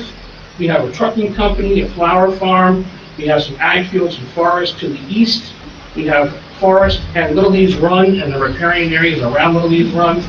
To the south, you have some single-family homes and ag lands and some forest. And to the west, there's additional single-family homes, forest, the continuation of the power lines, and the Franklinville Environmental Center. And you just have this mix of residential and commercial uses along Route 47, and then to the south you have Franklinville Lake, and everything else. So the approvals we're here for tonight is preliminary and final site plan approval, a E1 use variance, which for this wholesale vehicle distribution salvage pool. There were two variances listed in the review memo, one for impervious coverage. The proposed impervious coverage is 34.6%, and the memo listed 15%. But I could not find that 15% in your ordinance, so we can discuss that a little bit. And then additionally, there was the fence height. The review memo pointed out a maximum height of 6. You want to have an 8-foot fence, solid fence. And in the ordinance, it lists residential fences going between 4 to 6 feet, and livestock fences up to 8 feet. And there's also a design waiver requested for a curb and sidewalk along Shea Avenue. So, in preparing for tonight, I reviewed your 2024 master plan re-exam, and you have a number of assumptions and goals and objectives that are in that master plan that really define what your land use policies are for the township. Under Goal 1, which is to protect the rural character and quality of life in Franklin Township, you have a couple of objectives, including encourage growth and development in clusters rather than sprawling development in those areas near existing infrastructure in order to minimize impacts to or loss of open space, farmland, and forested land. You also want to promote development that respects the community character, requires substantial landscape buffering to minimize visual, noise, and other impacts for non-residential development on residential uses, and discourage excessive lighting and leading to light pollution. Assumption 2 is about the state, county, and regional levels working together on land use policy. Assumption 3 is about continuing to make Franklin Township an attractive place to live. Assumption 4 is about transportation infrastructure. And goal number 4 is to provide a safe and efficient transportation network, to provide access and connectivity to the greater region, while respecting the township's desire to protect open space and land development to appropriate locations. I think that's a key point of this, is that we are on this state route, and we have what I think is an appropriate location for this use. And I'll talk about that some more. Assumption 5 is about the townships continuing to seek to diversify and expand its economy. And your goal number 5 is to provide opportunities for business development, employment, and non-residential growth while respecting the town's agricultural heritage and desire to maintain rural character. We have some further objectives under this assumption. We want to encourage economic development and industrial growth in those areas of the township that would have minimal impact on residential communities, and encourage redevelopment on lands that are no longer economically productive. And I think that's an important note when you look at this property. This property, because of the access point and because of this huge utility right down the middle of it, is difficult to develop with other types of uses, especially residential uses. So I think this is an interesting use that can bring this property into economic productivity. Assumption 6 is about protecting your water supply, surface and groundwater resources, and objective A is to enforce environmental policies and regulations and activity that could contribute to degradation and contamination of groundwater supplies. And thank you for a testimony from Copart operations and the engineer of all the steps that are taken by Copart in their operations to prevent any kind of impacts on groundwater from the site. Assumption 7 talks about wind and solar power. And those are your main goals and objectives for your land use plan and your master plan. You also have an economic development commission that's called out in the report, and I think the purpose of that commission is interesting in that it looks to identify the vacant land in the township for the purpose of determining its utility for business or industrial development. And I think this is a property that kind of fits that bill here. The commission has an express goal of promoting business and industry for the township. And then you have a number of ordinance recommendations. And there are a number of ordinance recommendations for the RA zone. Now, this property itself is not called out, but this property has some similar attributes to some of the properties that are all called out, in that to move these properties out of the RA zone and into your adjacent business zones. So there's pockets of properties that are frontage on either 47 or 40 that are zoned RA. You should consider rezoning some of those in order to have universal commercial zoning along the highway frontages. And so this is one of these properties that doesn't have direct frontage, but its main access point is from Delsea, from Shea. So the main focus tonight is on the D1 use variance. And as the zoning board, you're pretty familiar. I'll just very quickly review that we have to demonstrate special reasons for granting this use variance. So for uses that are not specifically inherently beneficial, under the SEQA standard, the applicant must show either undue hardship or provide or prove that their use can promote the general welfare, which means the purposes of zoning, and that the site is particularly suitable for this use. And additionally, we have to, under Medici, have an enhanced quality of proof that discusses why this use isn't already permitted in the zone, or why it's not expressly permitted on this property.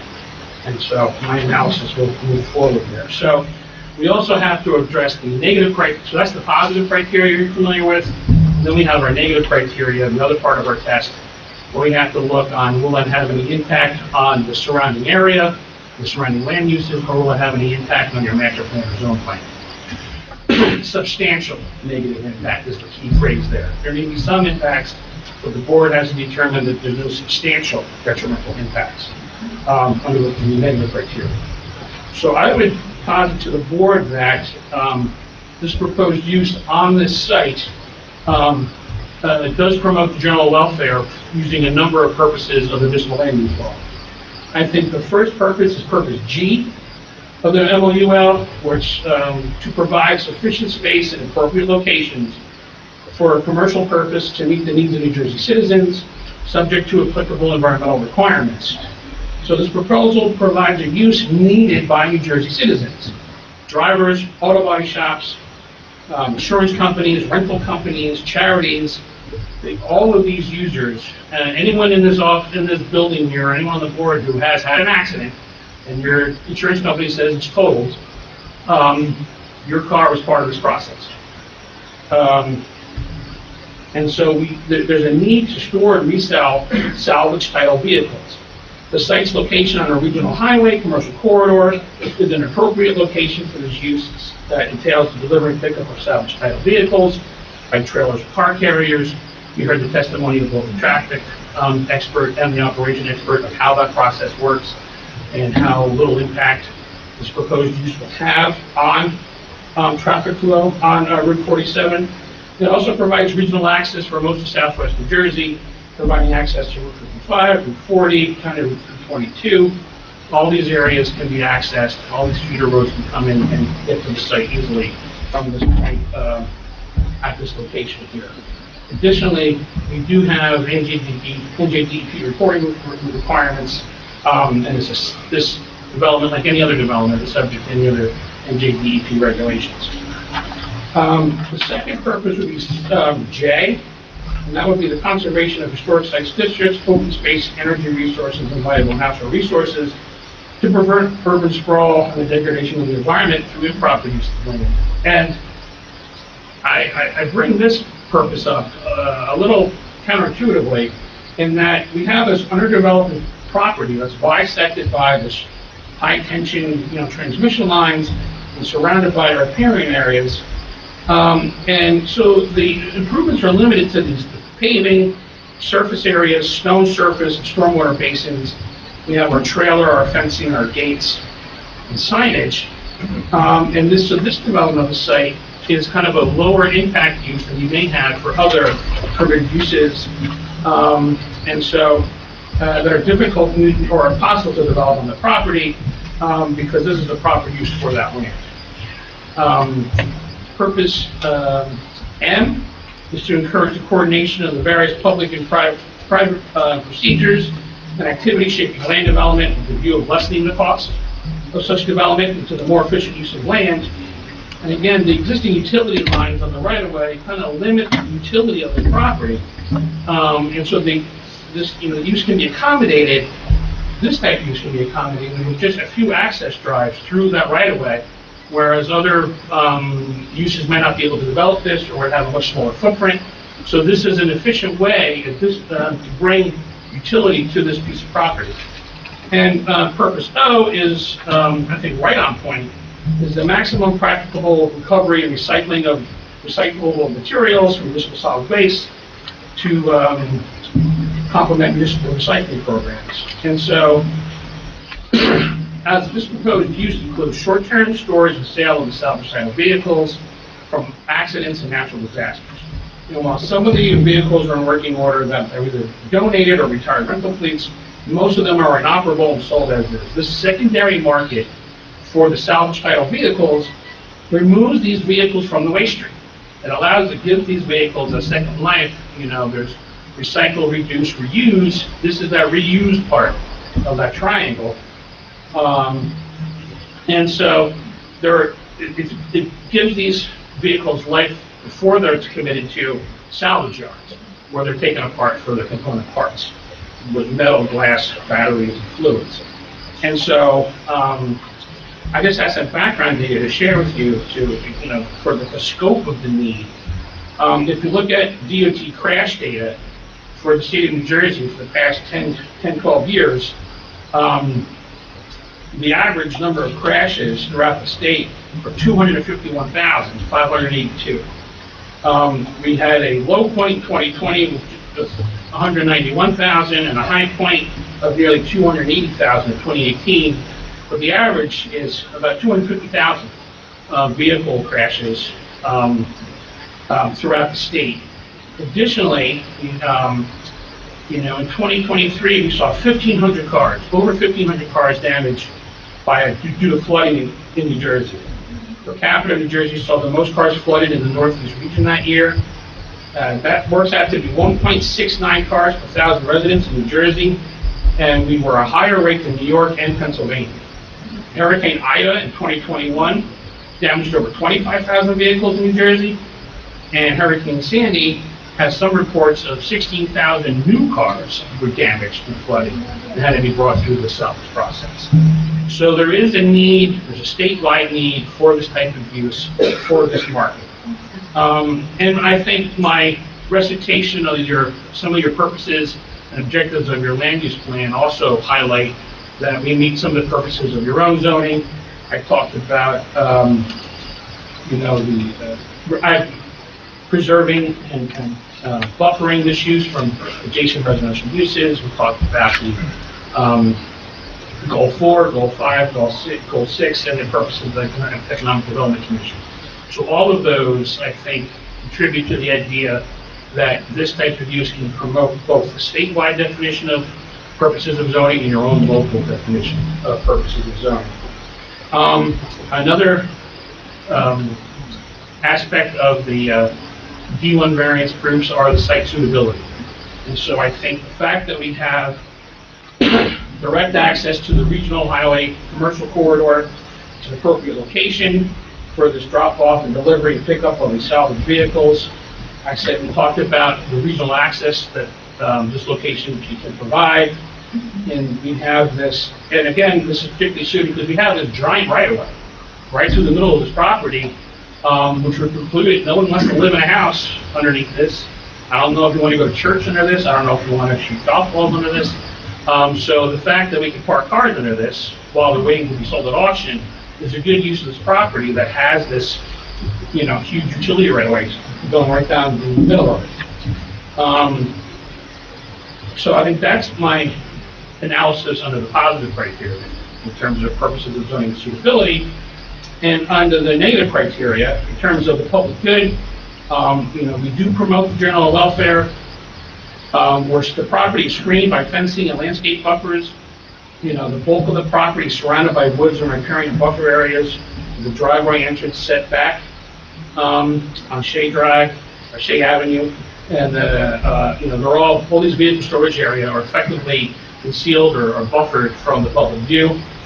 And as you look, 2/3 to 3/4 of the site is surrounded by forest. And we do have neighbors, we do have some adjacent property owners, pretty much on the western side of the site, but again, they benefit from the landscape buffers and the fencing. Copart's operations are not subject to high levels of regulation, but nonetheless, Copart has strict protocols to ensure DEP compliance. The project has minimal traffic impact, as we've heard from the traffic study. There's no noise, dust, or glare. There's no lighting out here that's going to impact the neighbors. And again, all the off-site, there are really no off-site impacts. We're pretty well buffered here on this site. And in terms of detriment to the zone plan, it's not inconsistent with your master plan. In fact, it promotes some of your purposes of your master plan. Copart's operations are sufficiently buffered and will not, at this location, be inconsistent or otherwise interfere with otherwise permitted or conditionally permitted uses elsewhere within the zoning district. The Copart's proposed use of the property would maintain the existing character because you're not going to be able to really see it from most of the area.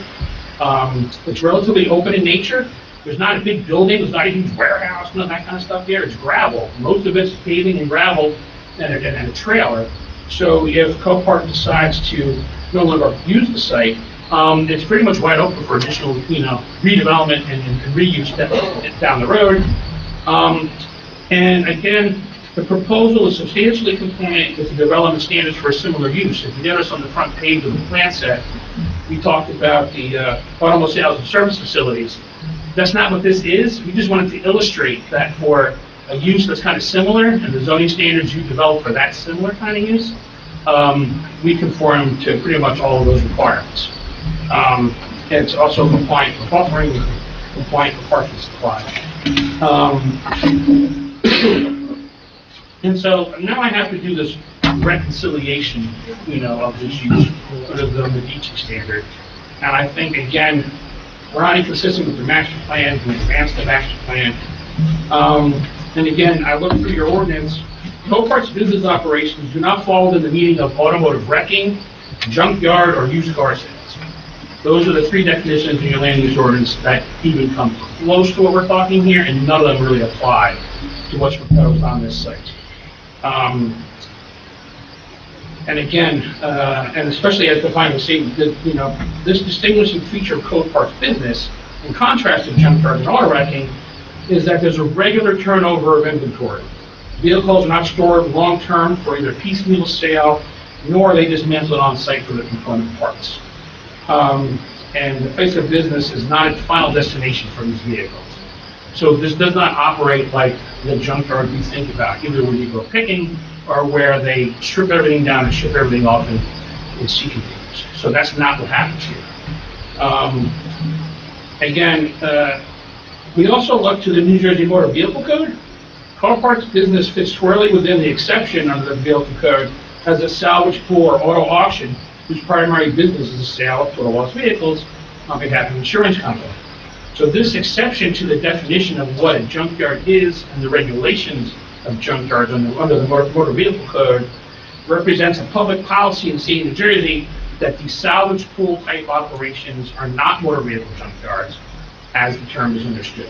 So I also went through and the master plan documents. I didn't see any mention about prohibiting this type of use or analysis of this type of use. It's not prohibited, expressly prohibited throughout the zoning code. It's probably just a use that you really don't think about unless you're part of this process. So again, I think you can reconcile the fact that it's not included because it's kind of an unusual use. It doesn't fit squarely within the other types of uses you think of when you say the word, auto storage or those types of things. And then briefly, under the bulk variances, I think if in fact you find that you do require these two bulk variances, so that they would meet the C2 test, the flexible, purpose of zoning C2 variance. I will not repeat it, but my analysis under the C2 is the exact same as the D1 in terms of purposes of zoning and negative impact and impact on the surrounding areas of the zone code. So again, the review memo talks about impervious coverage of 34.6 where 15% is permitted. I went backwards and forwards through the zoning code. I did not see that 15% limitation in the zone. You have 4 or 5 different development options for residential development in the zone. You have conditional use standards for conditional uses in the zone. None of them talk about. You have overall density, you have front yard setbacks, side yard setbacks, building height, those types of things. Nowhere do you have impervious coverage that I can find, and specifically not this 15% limitation. And again, the proposed fence height of 8 feet, it was a little unclear to me in the reading where you talk about if it's residential use, it's 4 to 6 feet, depending on the front yard or the side yard or the rear yard. And the only other mention of fence height is for livestock operations, which allows you to go to 8 feet. And again, because we're here for a use variance, there is some case law that says you can kind of subsume these bulk variances into the use variance because your zoning code wasn't anticipating the kind of bulk standards you want to see with a salvage pool auto auction site. So if you do find we need these bulk variances, all of our analysis holds true from the use variance as it applies to the bulk variances. And again, if you, the type of impervious coverage we had is well maintained by the stormwater management. We're not going to, the typical issues you have with impervious coverage, I don't think you're going to find here on this site in terms of stormwater or groundwater impacts or a perception of overdevelopment of the site. The same thing with the fence. I think you guys would like a nice 8-foot fence around the property, both for security and for buffering purposes. So that concludes my directive. I have a question right here, but because I don't know if you can answer it, but so the Shea Avenue, right? There seems to be that there is residential that would access Shea Avenue, right? To go out to Delsea Drive, there is housing. Sorry. There's housing there that Yes. needs Shea Avenue to access Delsea Drive. Like, how's that been an impact study on Shea Avenue to like people going from minimal traffic to 10, 15 trucks or whatever that was a day I believe in there's and two, out? on the south side, there's two residential properties, I believe, on that. I did not study that, I don't know, I don't think it was included in the traffic report. The traffic report pretty much focused on the main drive, but I would have the traffic engineer. It's really a question for Mr. Schwartz. Okay. Yeah, we did study the intersection of Shea and Delsea Drive. During the peak hours, right now, there's no traffic turning movements, so we have 0 trips in the existing. But in the future, we overlaid the volumes on their routes where we're building service B and C. From Delsea Correct. into the, Correct. okay.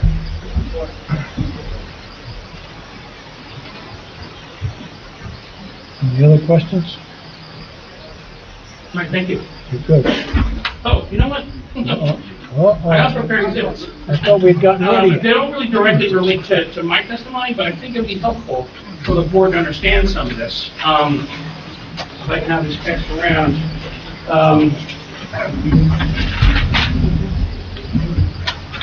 And the front of the sheet is just this site and 4 other Copart sites. Yeah, just give me, So you can see kind of,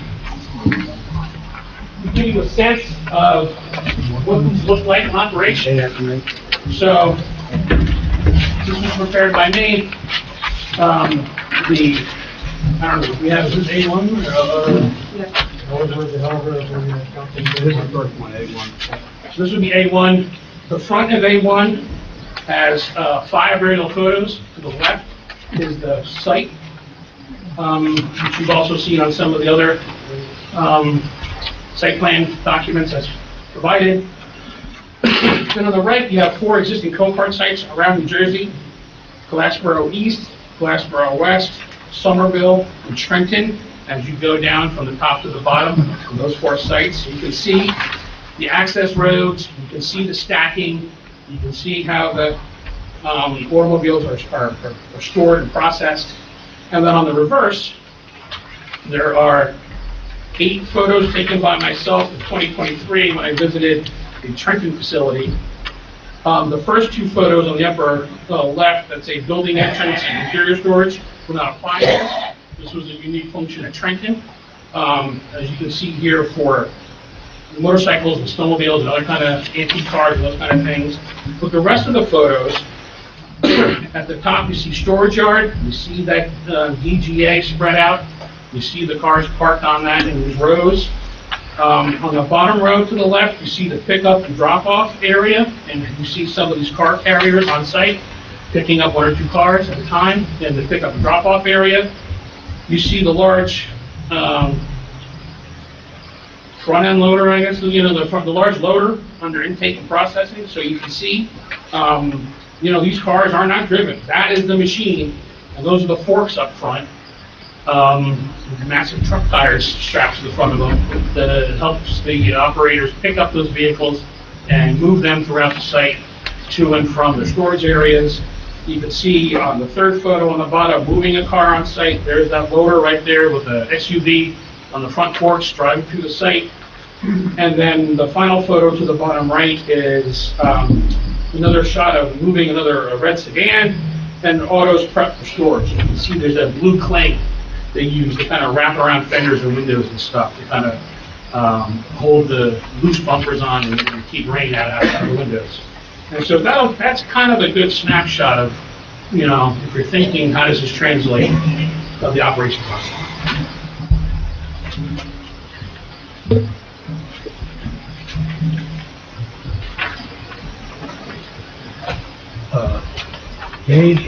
With that, I think we'll close our direct testimony and Okay, leave it to the board. I think our engineer may have some. You want to add anything to this, Dave? I do, Chairman, just briefly. So as I understand it, we're going to consider the Just the use. the D1 use variance only. So you're going to have to decide if this is an appropriate use in our RA residential zone. We heard the testimony. The RA zone is, that's our residents and our agriculture zone, single-family dwellings, open space, agriculture, woodlands, things along those lines, right?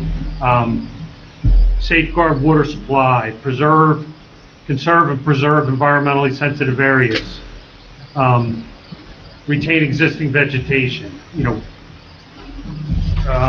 protect areas of municipality with productive agricultural soils for continued future agricultural use. I'm just touching on some of the things that are the purposes of the RA zone. You need to balance that with the testimony by the professionals, and especially from the planner, identifying that this site is particularly well suited for this particular use, to store up to 5,000 salvage vehicles.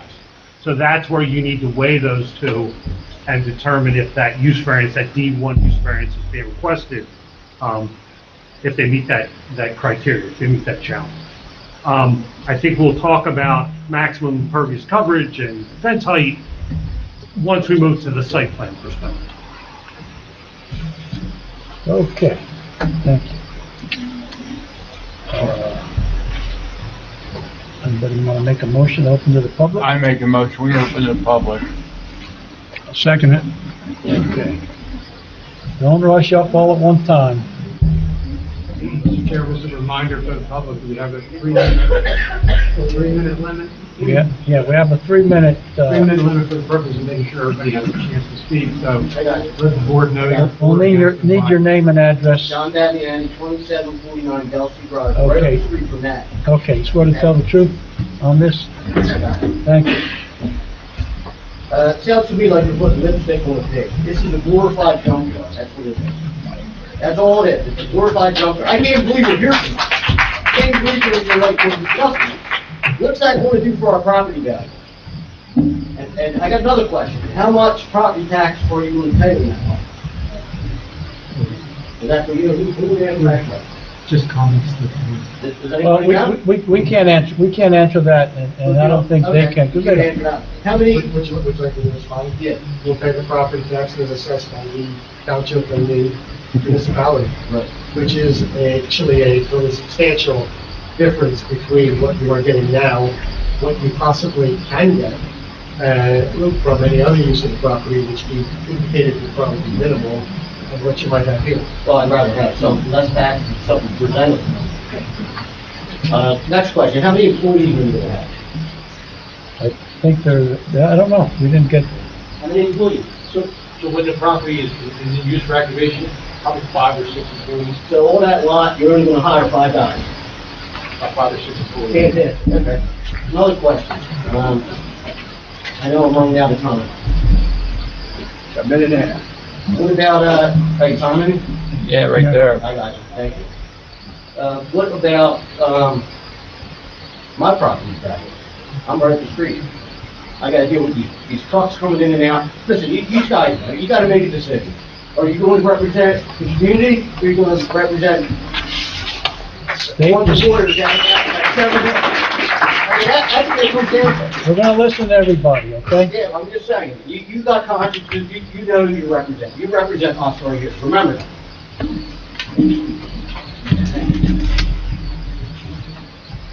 Name and address, you swear to tell the truth on this. I do, Dave Marshall, 67 New Road, Malaga. I'm sure there's gonna be a lot of people here speaking about the same things, but a couple things I want to talk about. If you look at our previous history, we've got a lot of nightmares in our township that have, decisions were made from the fathers of the past that we have to deal with. You look at FMC, Meredith Farms, the thermometer factory. This is another one that goes down in history, and I guarantee you the problems. We need to work our way away from this, start thinking about the residents, going about our town. Let's improve this town. This is our chance to do better. It's a whole new year. Let's start that way and work our way up. This type of business, and I've been involved in the automotive industry for over 40 years, I am actually against this. There are 9 different types of classifications of dangerous goods that most places can have, and then there's sub-classifications. This one's gonna have 3 of them on that property. Class 3 is all your oils, transmission fluids, antifreeze, brake fluids, and all the different sub-types of those. You're gonna have Class 8, which is all your lead acid batteries and things like that, and then you're gonna have Class 9, which is your NiCad, your lithium batteries and things that I'm sure the firemen that are up there in this audience know how much of a nightmare they can be. Just in case those that aren't aware of it, in the event of a lithium type battery situation. The lithium fire requires no oxygen to burn, none. So using your traditional ways of putting it out by trying to smother it does not happen. It's extremely dangerous to try to pierce that waterproof container, which is where firemen come into that decision, to try to flood that to cool those cells from moving from one to the next. As one cell lights off, it can hit 1,200 degrees in 0.3 of a second. That creates a domino effect that'll work its way down called thermal runaway. It's what's happening. You see it all over the news, all over the country when these fires happen. They've had it in their yards alone. It is a common occurrence that happens with that. Now you're also adding that to high tension lines that are right over top of it. They're putting up static electricity all the time. Up to 5,000 vehicles can add to that explosion when that starts, if they actually get a full rockets coming up. This just needs to be a flat out no. There shouldn't be a consideration for this to be in this problem.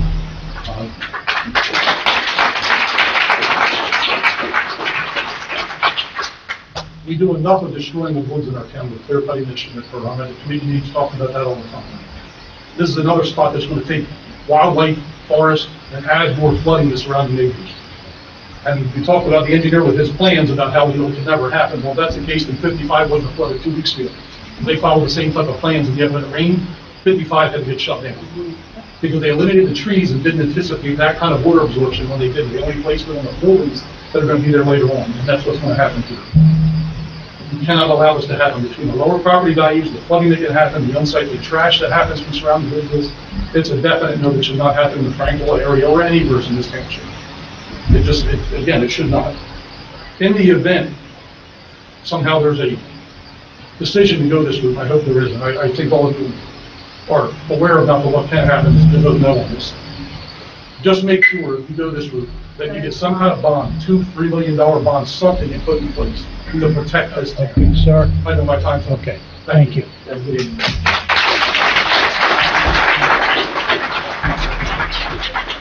you tell the truth, whole truth? I do. Name and address to the... Nick Silvio, 698 Grant Avenue. Grant Avenue. Yes. Members of the board, thank you for this opportunity to speak tonight. My name is Nick DeSilvio, and I'm here to urge the board to deny the requested variance for Copart's proposed facility in Franklinville.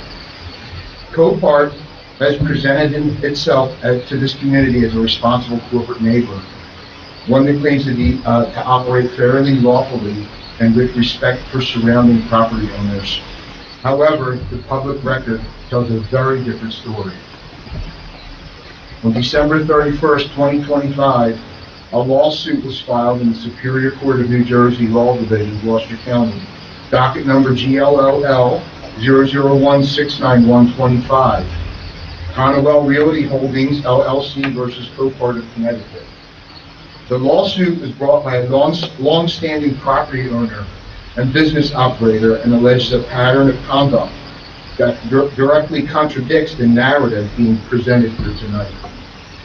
According to the complaint, Copart is alleged to have altered its property without required permits or approvals, including depositing large quantities of gravel and storing significant numbers of vehicles. These actions allegedly changed the natural flow of stormwater, creating dangerous and unnatural runoffs that flooded neighboring properties, damaged parking lots, and created hazardous conditions on public roadways. The lawsuit further alleges that Copart failed to comply with applicable land use and stormwater regulations and continued this conduct even after being advised by municipal officials that corrective action was required. These are not abstract concerns. Stormwater mismanagement causes real damage to private property, public infrastructure, and surrounding neighborhoods. The complaint also includes serious allegations of fraud, breach of contract, and bad faith conduct, asserting that Copart made representations it allegedly never intended to honor in order to induce a settlement and property sale, only to later walk away. To be clear, these are allegations, and Copart is entitled to defend itself in court. But this is not the question before this board tonight. The question before you is whether a company facing active litigation involving land use violations, stormwater damage, nuisance claims, and alleged bad faith conduct should be granted a discretionary variance in Franklinville. A variance is not a right, it's a privilege. That's it? Okay. I do have a copy of the suit, if I can present this to Mr. Borelli so he can peruse it. You can, I don't know that I think your comments, you understand, as far as analyzing the lawsuit, without them being able to defend it, probably really can't do that. Next.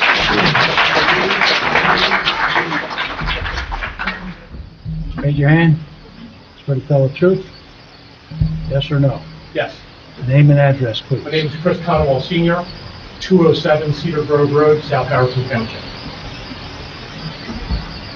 Thank you for allowing me to speak. I'm a local business owner who has spent 40 years in business in Glassboro, New Jersey, operating my business on my property, the same property that is now subject of litigation against Copart. Docket number, same as what Nick DeSilvio said. I have a couple copies if anybody wants to see the complaint. It's currently pending in the Superior Court of New Jersey. I want to be clear about one important point at the start. This was a business property, not a residential property. It's how my family has made a living for the past 40-plus years. It supported the employees, customers, and a reputation built over the 4 decades. Since 2016, Copart's operation that borders our property caused significant stormwater damage to our property and overflowing our property, and it wasn't occasional, it was continuous. Every time we get a sizable storm, it was continuous. It was unbelievable how much water came on our property. As a result, buildings were damaged. One building, we actually had to let our tenant leave, and it's deemed unusable at this point. Landscaping was repeatedly destroyed. Automobiles were flooded and damaged. Countless hours were spent repairing and documenting the damage that was done by Copart. We did not rush the court. We repeatedly asked Copart to take care of the problem. We didn't ask for money. We just wanted this water to stop pouring onto the property. They flat out refused. That refusal forced us into litigation because Copart is a large corporation. The case was dragged out for years, costing us hundreds of thousands of dollars, I can prove that, fighting them, trying to do something about this water damage to our property. Not to mention thousands of hours in man-hour labor and our repairs. We've documented everything. We have pictures, we have videos here if anybody cares to see them. We're willing to provide anyone who wants to see any of the proof that we have of what the damage that Copart has done to us. After years of fighting, Copart approached us about purchasing the property, although our property wasn't for sale. After weighing out the continued damage, continued litigation, and the certainty of spending hundreds of thousands more fighting them, we made the difficult decision to sell them the property. We told Copart we would not sell part of the property, we would only sell the entire property. Because downsizing responsibility takes time, relocating our accounts for our business, transitioning long-time employees, and restructuring our operations. Copart agreed, they signed a contract, and we relied on that agreement. Okay, sir, I'm sorry, but your time's up. I have so much more I'd like to say. I'll tell you, I have a lot more I want to say. I can get like another minute and a half. Okay, you got it. This really matters. Can I just, sir, are you a member of the, are you a resident of the township? I am not.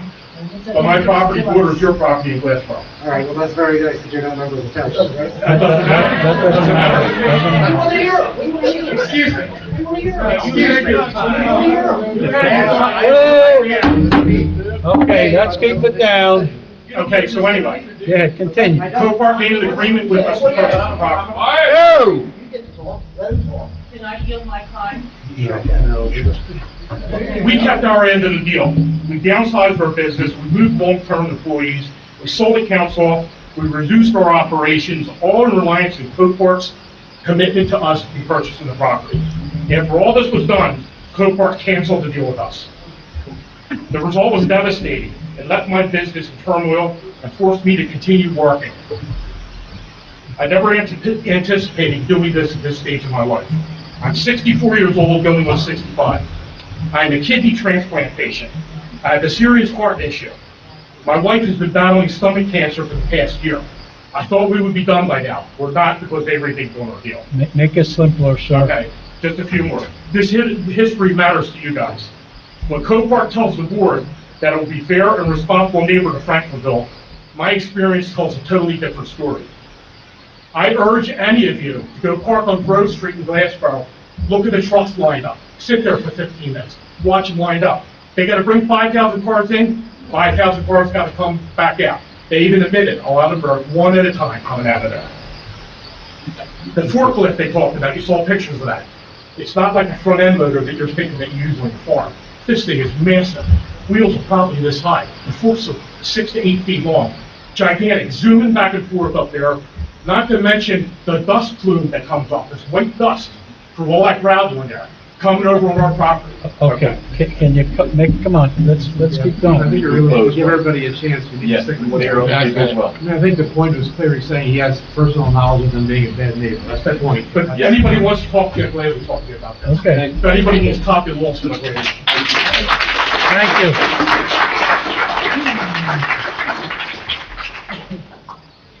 Raise your hand, please. Swear to tell the truth on your testimony? Name and address for the record? Franklinville, 2832 Delsea Drive. You need a spelling, Chrissy? No, I have the address, I can get it. Okay. As one of the larger properties bordering this. Is that the farm? Talk about wetlands. They didn't give you the topographical map of the wetlands that run right into the middle of that property, of their property, that feed down to two other properties below them. They didn't mention, they also bought 2 properties in Williamstown.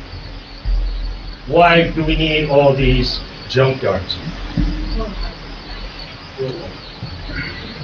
I want to say, we have the wetlands on our property, we have a lake, and we have 2 streams coming. Sir, why don't you, what she's telling you, From this why don't you tell us what she's saying? The runoff from that property runs right into ours. Okay. Of the wetlands topographical map. And pond. There's 2 ponds below that. So now you hear Copart properties flooding out others. So that's going to be an issue. And the pond going to be, So all the lovely toxic runoff is, and that property is all woods, which means. Oh, we got pictures of it, we know what it looks like. How many trees are going to be cut out? I guess most of them. Yeah, all of them. all of them. And that backs up to Franklinville Lake water tank. Thank you. Thank you.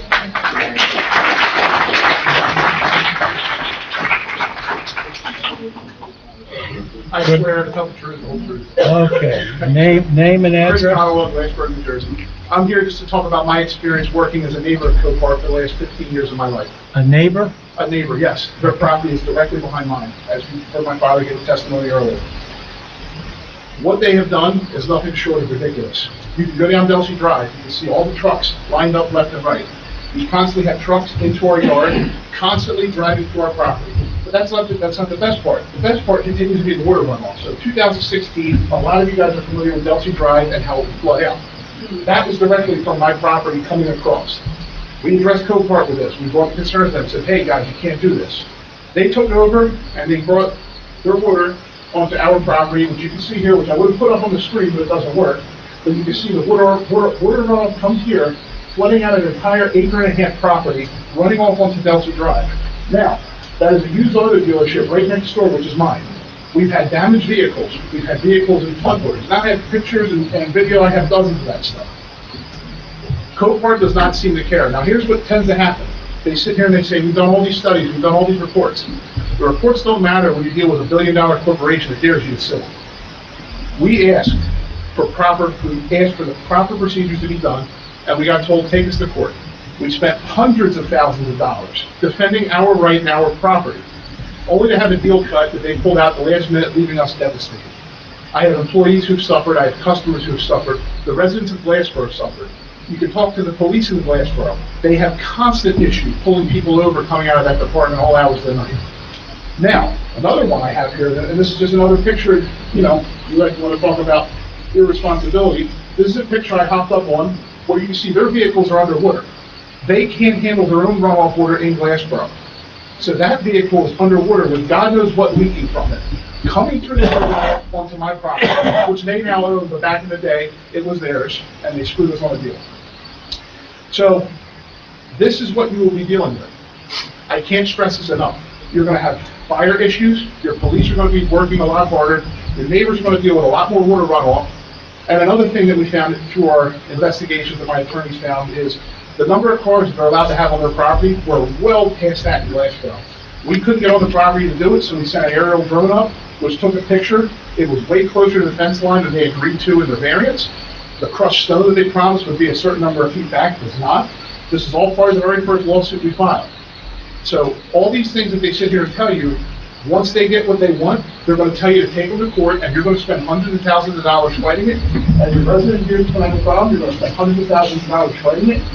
My father, with all his health issues, has to work to continue to fight this big company. Do not cave to these people.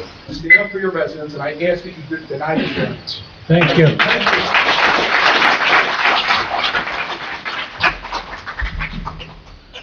It's good to tell the truth and nothing but the truth. Yes. Your name? Damiani, 2739 Delsea Drive. Okay. Copart actually just settled a lawsuit with California in 2022 for $800,000, which is nothing. Half an hour. The light work? It doesn't seem to be, but they settled a lawsuit in California in 2022 with 16 cities, and it had to do with waste disposal. This gentleman got up here and said they had a plan in place, and they have that, whatever that chemical was, he said that they spray and it works. Who is the waste disposal company are they using? Are they using anybody? Because he didn't say that. He didn't say we're using X, Y, and Z. You know, something happens, they're coming out, and they're gonna take care of it. He plans on taking care of it. The other issue that I have with it is, I'm on Delsea Drive. My house sits back a little bit, but the traffic, sometimes there's tractor trailers, whatever, coming down, coming up to Shea. We're talking about all these cars coming in, and they're not just gonna take 50 cars. They're gonna take other ways from Vineland, whatever, wherever they're getting the cars from. It's gonna impact my home and the value of my home. How is it fair to the families from Shea? I mean, I went down there, it's a dirt road, am I wrong? How are they gonna do this? They're gonna fix it, they're gonna make it look nice. They're gonna make it look nice, but the street is here, and there's a house right there. That's not right. It's not right. My final thing to say is what this family has gone through is an absolute disgrace, and we see it all the time on the news with different billion-dollar corporations. This gentleman, who is their attorney, asked him, is he from Franklinville? Why are you here? You're not from Franklinville. He's here because he had an issue. He has every right to be here. He has every right to be here, and for him to ask that question is, it is disgusting. Beyond disgusting. And I hope they can all hear what people are saying.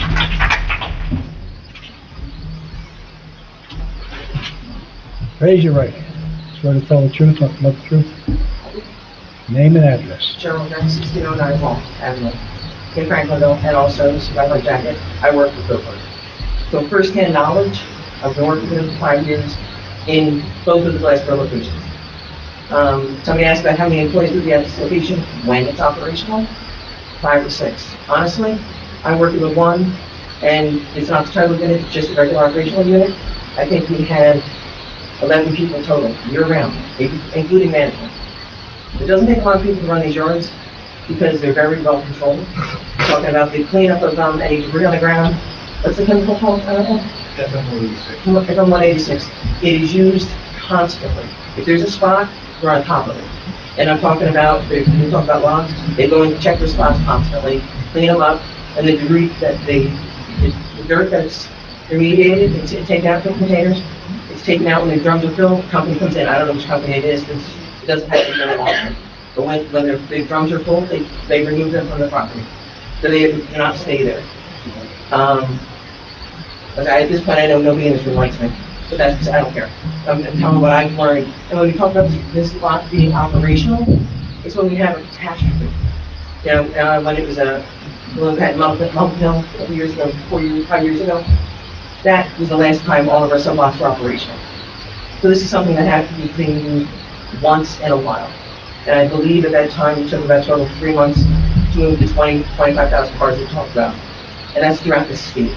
It wasn't just at one location. They'll come in, they come in pretty fast, but after the process, they make sure they're not leaking anything before they move into those locations. Once they're ready to be sold, they're sold. Like I said, everything's by appointment only. They've got cameras on the property. I'm going to tell you that there's a few properties that are in this area, there's a few sublots. There's probably 5 or 6 in this area that you probably don't even know about, that exist already, that are checked on a weekly or bi-weekly basis to make sure the lots are still clean, there's no debris on them, they're fenced, they are controlled. They got cameras on them. But it's not like it's something they just ignore. They do want to, I mean, I love my job, and nobody asked me to be here, I came here on my own volition. One, because I'm a taxpayer myself. I live around the corner from here, not as close as some of the other people, but I'm not that far. I'll be impacted by the traffic at Delsea Drive and Paul Avenue, I'm aware, because it's not a big intersection, I'm aware of that. That is probably the only drawback I see of it. Thank you.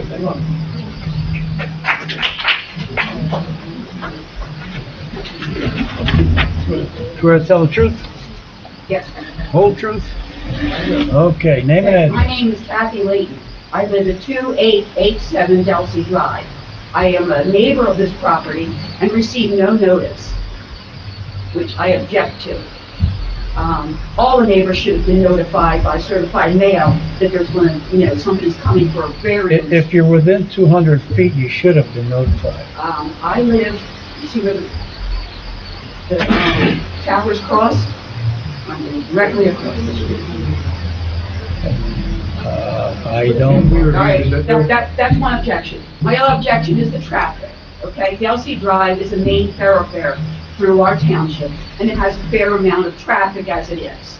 And when they talk about bringing maybe 500 cars a day, even if they got 5 to a trailer, we're talking 12 trailers of cars an hour going in and coming back out. That is a lot of traffic for Delsea Drive.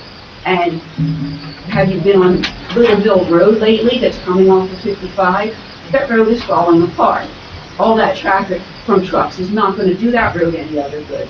And a lot of our access roads coming up to Delsea Drive, Porchtown, those roads don't need that kind of traffic.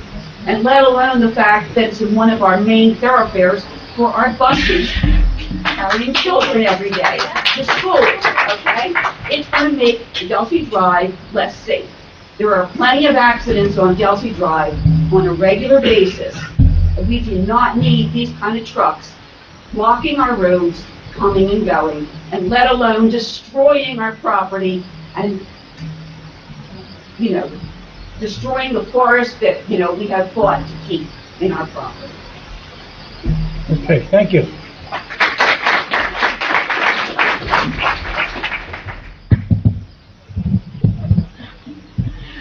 Kevin, you gonna tell the truth today? I hope so. Okay.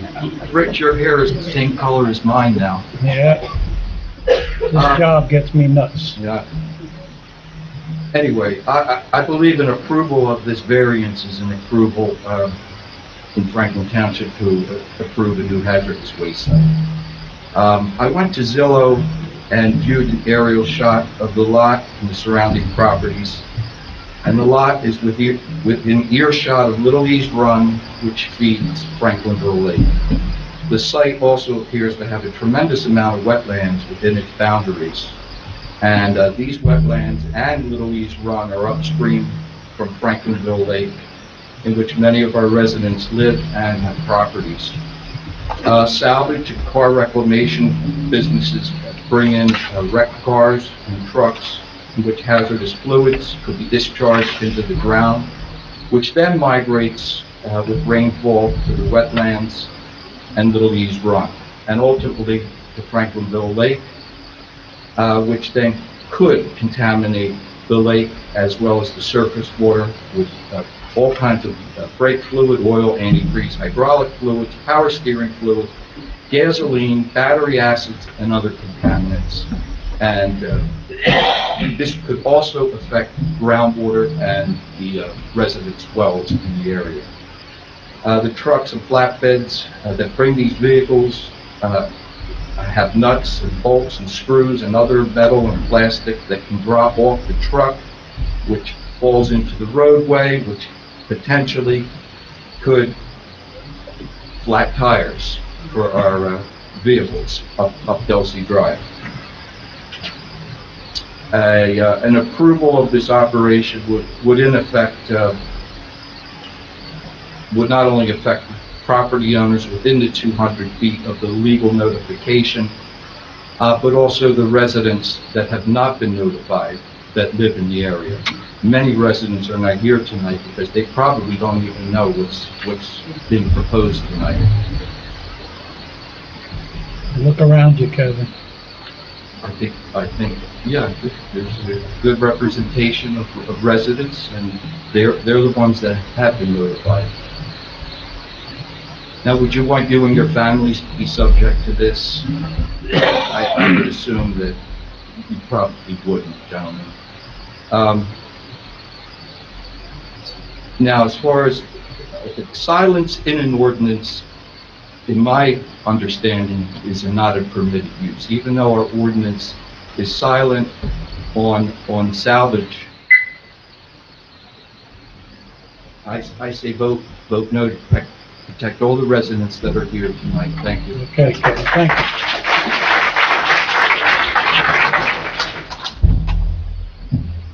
Well, swear to tell the truth? Harry Kennedy, I swear to tell the truth, nothing but the truth. Okay. All of you are younger than me. Maybe. And some of you were born at night, but nobody up there was born last night. All of us understand cost-benefit ratio.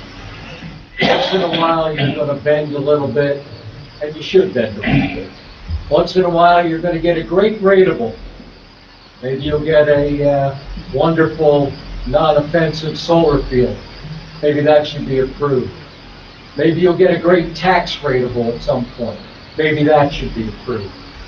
But as someone that has served this township as its mayor and has served on the freeholder board, as Mr. Conwell and Mr. DeSilvio have, I'm very familiar with tax rates. And you understand what a trailer on a paved lot will bring you in taxes. When you say 0.00000 all the way across, we'll pay the rate that is assessed to us by the township. That will be virtually nothing, although I'm pretty sure they won't get a tax fee.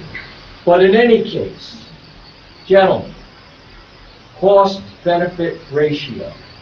What benefits the residents of Franklin Township? What in a residential agricultural zone is best for the residents? What is best for the residents that use Franklinville Lake? What is best for the residents that use Little Mill Road? What is best for the residents that ride a school bus every day? 5 cents in taxes, not 5 cents on your tax rate, virtually nothing on your tax rate. Nothing. No benefit in taxes. Again, no benefit in taxes. 10 inches of stone on that property? Wow. I know your chairman isn't here tonight, but if he was here, he would tell you the road to hell is paved with good intentions. And 10 inches of stone next to Franklinville Lake and in that watershed, and with the horror stories we heard from Glassboro, is not a good investment for Franklin Township. None of you were born last night.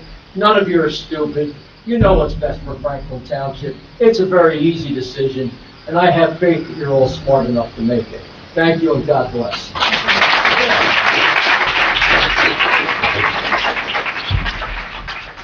Swear to tell the truth? I swear to tell the truth. Name and address. I'm a direct neighbor on 3034 Delsea Drive.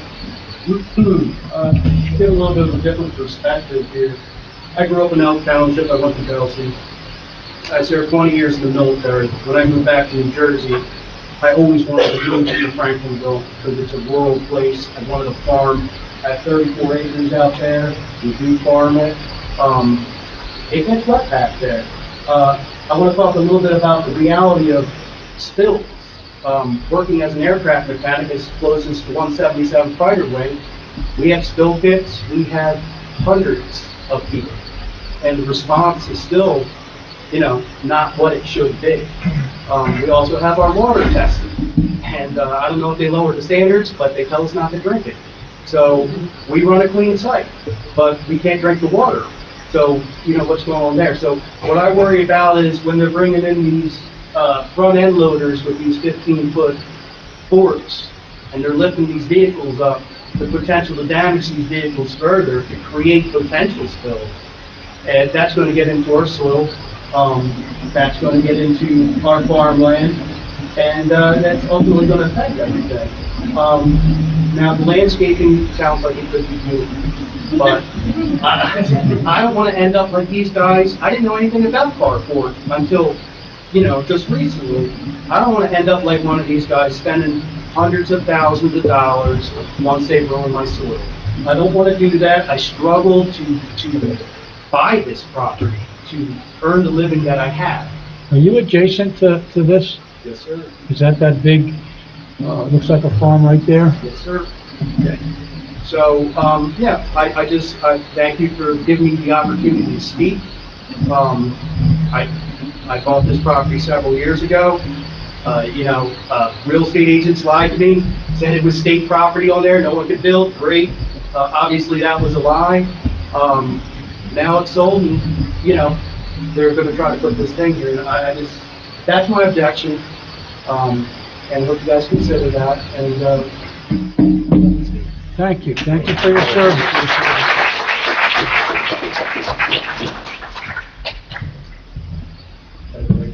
You can, go ahead. Can you tell the truth here? Yes, The whole truth? the whole truth. Okay.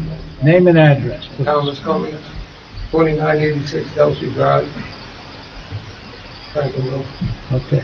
I don't know if any of you have been on Shea Ave, but there's no way you're gonna fit 2 trucks going in and out, back and forth.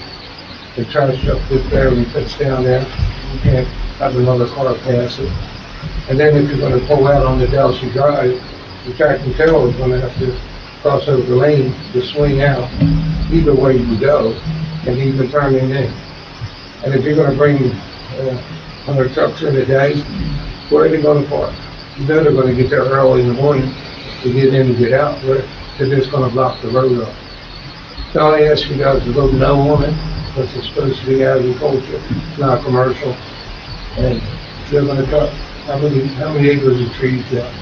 And where's all that water gonna go? So I'm asking you guys to vote no. Thank you. Thank you.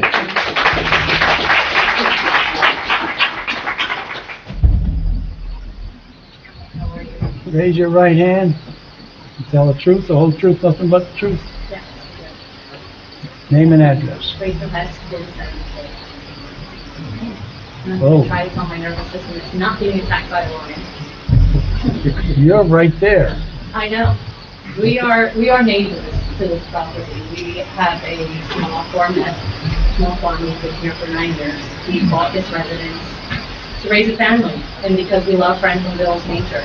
I grew up with my mom and my aunt and mom from Walker Hill. My aunt lives right on the road since I was a baby. Grew up around horses and farmland, and that was the life, right? That was the life we were sold as kids. I'm going off script. I typed something up, and it just doesn't feel authentic.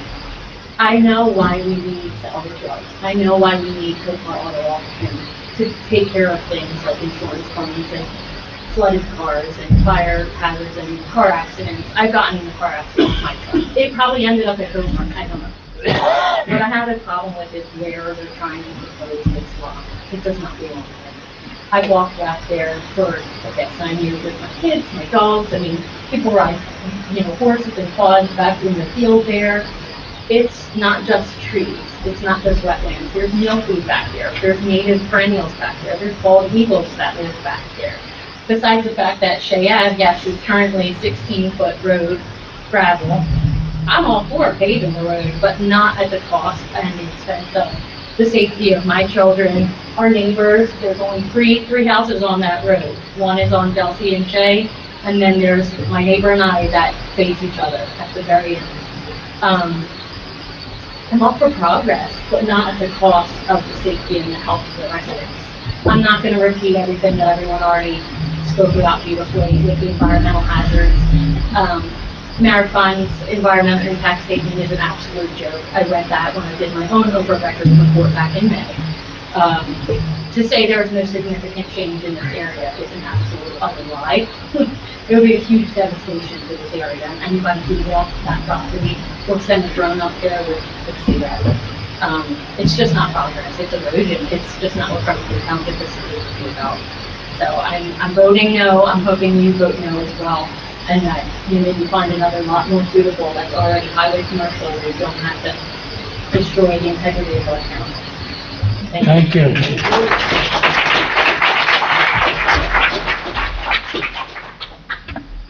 Swear to tell the truth, nothing but the truth. I do. Name and address, please. Lincoln Curran, 71 Edgewood Avenue, now.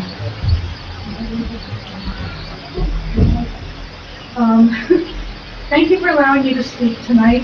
Our town's rural character, thank you for allowing me to speak. Tonight, our town's rural character is intact. But if this variance is granted, that ends. We are here to prevent a catastrophic land use error before the first bulldozer arrives. This land is zoned residential agricultural, and I am here to ask you to uphold the integrity of that designation. We have a chance to keep our water safe, our air clean, and streets quiet. I've come to learn that from December of 2022 to October 2025, there have been at least 12 Copart lot fires, with a total of 400 destroyed vehicles. 2 of the fires were even on the same property. Just one of the fires that destroyed 50 cars required at least 15,000 gallons of water. Here's the most terrifying reality. This site has no hydrants. A salvage lot is a high-density fire hazard. If a lithium-ion battery in a wrecked EV enters thermal runaway, or a spark ignites a fuel leak, our fire department has no immediate water source. They would be fighting a toxic, chemical-fueled inferno with tankers of oil, while the smoke laden with hydrogen cyanide drifts directly toward the neighboring homes. Placing a high-hazard industrial fire risk in a residential area is a violation of the most basic tenets of public safety. Copart's proposal involves bulldozing the woods to create massive gravel lots that act as a sieve.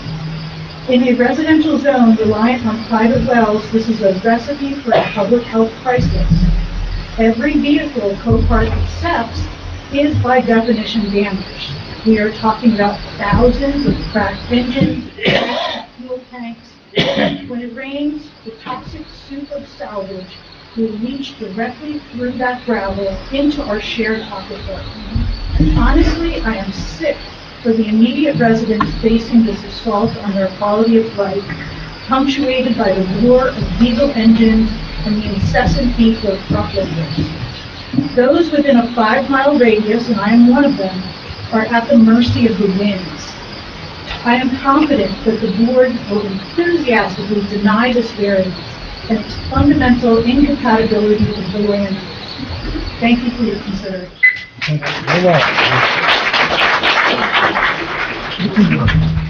Good evening, swear to tell the truth, the whole truth. I do. Your name, please. Colin Purdy, Address. 19 Washington Avenue, Franklinville. Okay. Thank you for allowing me to speak. I was alerted to this situation just about a week ago through social media, and I'm very glad that I was able to come and support the residents who are fighting this. I just wanted to say, just in sitting here, some of the things that have come to my mind. This property is zoned residential agricultural forestry zone. And I don't think that they provided any adequate justification to provide them this variance. I'm confident that after your hearing their presentation and the township residents, that you will come to the conclusion that this is a risk that the township should not take. They didn't answer the question of what percentage of the local laws vehicles that they would be storing here have damage that may be at risk for the gas or other fluids. You're probably aware that municipalities and counties are responsible for all pollution of storm water. When properly used, we talked about the chemical FM 186, when properly used, wipers can be listed as non-hazardous waste. What guarantees that they offer that the company will follow best practices and that and we know that the compounds that this chemical is supposed to remediate are carcinogenic. But that was something they didn't want to share. I thought it was a little laughable that they were educating you on your master plan, as if you don't know what it is, and that they actually made the case that since they're going to be providing some landscaping, and because the residents won't see it, it's not going to affect them in a negative way at all. I just hope that you can see that we are against this, and I hope that you vote against it too. Thank you.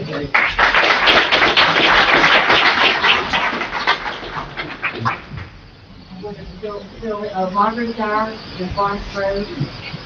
Can you tell the truth? I'll tell the whole truth, yes. Okay, your name again? Margaret Dowd. Address? Okay. Road and Forest Road. I just wanted to tell you that it's 39 acres. It's 10,000 trees that they're going to cut down, according to their paperwork. And also, according to their paperwork filed in our town, it's 184 trucks a day, car carriers, trucks, tractor trailers, to fill the yard, 5,000 cars. That's all. Thank you.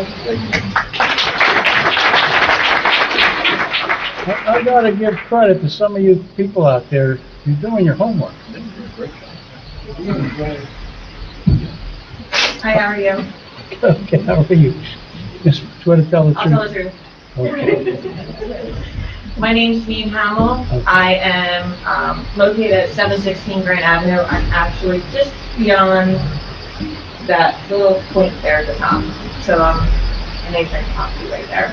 I might be just beyond 200 feet away, but I wasn't notified at all about it. I found out from online sources. All I gotta say is that environmentally, it doesn't make sense to clear all that acreage. I mean, we know that there's protected species on that land.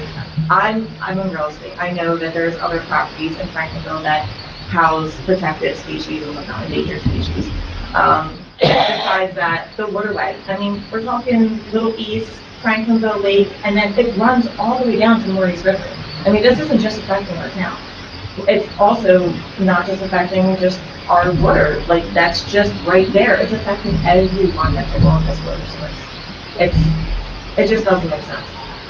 I know you said economically, there's nothing else that you can do with that property because of the power lines, nobody wants to live on the power lines and whatnot. There are other options. If you want to sell the property, sell it other New Jersey Department of Environmental Protection under 3 acres. You can make a profit that way, and then the land will be protected.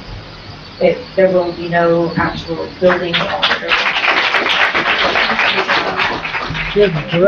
Direct it to us here, please. I'm sorry. I'm trying to make this quick. I know I only have a minute left. RA zone purpose exists to preserve residential character, protect agriculture, open space, minimize environmental impact, and high-density commercial or industrial operation. This does not fit the current RA zone that you guys purchased the property, or that they purchased the property as. They knew what they were purchasing when they purchased it. They just decided they were going to get this D1 or C2 variance, and we're going to pretty much slide under the radar because they think that there's only like 2 residents that are on the street that are actually gonna say anything. And it's not gonna work that way, because there's a lot more people who are gonna be affected by this. That's all I gotta say. I'm not gonna repeat everything that everyone else has. Thank you.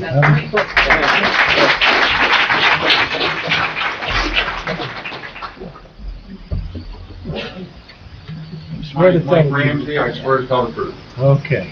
I came here tonight, I thought there was a planning board. Your address? 104 Dutch Row Road, Monroeville. Okay. I thought there was a planning board, and then I seen this, so I thought I would hang around and see what was going on. So you're kind of nosy, aren't you? Yeah, I'm kind of nosy. My son got in an accident in his car in North Jersey, and it ended up down here in Glassboro. I'm thinking there's like 8.5 million people in New Jersey. They say there's 250,000 wrecks, is what I heard tonight. You know, it's, most of the people are up there, most of the wrecks are up there. Leave them up there. You know, I'll tell you, and it isn't just Little Mill Road, Delsea Drive to Shea. If this thing goes through, you're going to see these old size car carriers on every road. I'm a truck driver. Lost truck drivers are going to come in from every road possible to find this place. I worked at a junkyard as a kid. I've been to 3 different Coparts in my life as a truck driver. And they seem like they do a really good job keeping it clean for the most part. It's not as bad as the junkyard I worked at as a kid, but it ain't perfect. And outside that Copart, it's not Copart. And that shit drips. And if it's dripping there, it's dripping in there. Thanks, Bob. Thank you.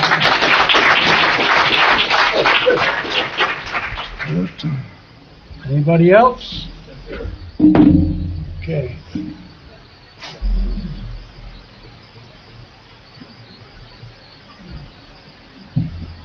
Tell the truth, nothing but the truth. I do. Name?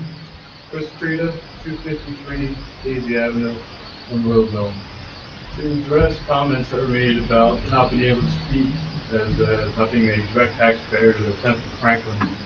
We all went to school together. We all know each other. I have blood that lives here. I have people in the audience that have already spoken that aren't my blood and I consider brothers and fathers. But we all care. The stormwater regulations are dictated by the state. I'm personally curious if it's going to be management for residential agricultural or for commercial. Since if there's going to be old spills, it's just going to be simple retention ponds. In other words, the filtration there. That's going to be out of my expertise, but you guys are going to move. Maybe a few employees during the day. I didn't hear anything about it at night. If there's a fire at night, what's going to happen? Who's going to know first? They say they have set hours, I believe 8 to 5. Those are going to be able there at night. Who's going to alert? Is there any kind of fire suppression, emergency management system for night fire when no one's there? So it's all camera. You can't monitor the facility. Do all fires create white flash? I mean, they talked about making lithium batteries. And I know something about that. I live in Elk Township. Most of you guys already know about all the housing development that's been planned for years that is finally starting up, and now I guess going to tell me when I Delsea Drive once that finishes, and you can see how fast it has moving. And especially on 55 as well. We've already noticed the uptick in traffic as it's occurred. Regarding the variance directly, previous councilman spoke. Does the benefit of property tax on a mostly unpaved site plan outweigh the detriment when we already have designated areas for these things? That's all I have to say. Thank you. Thank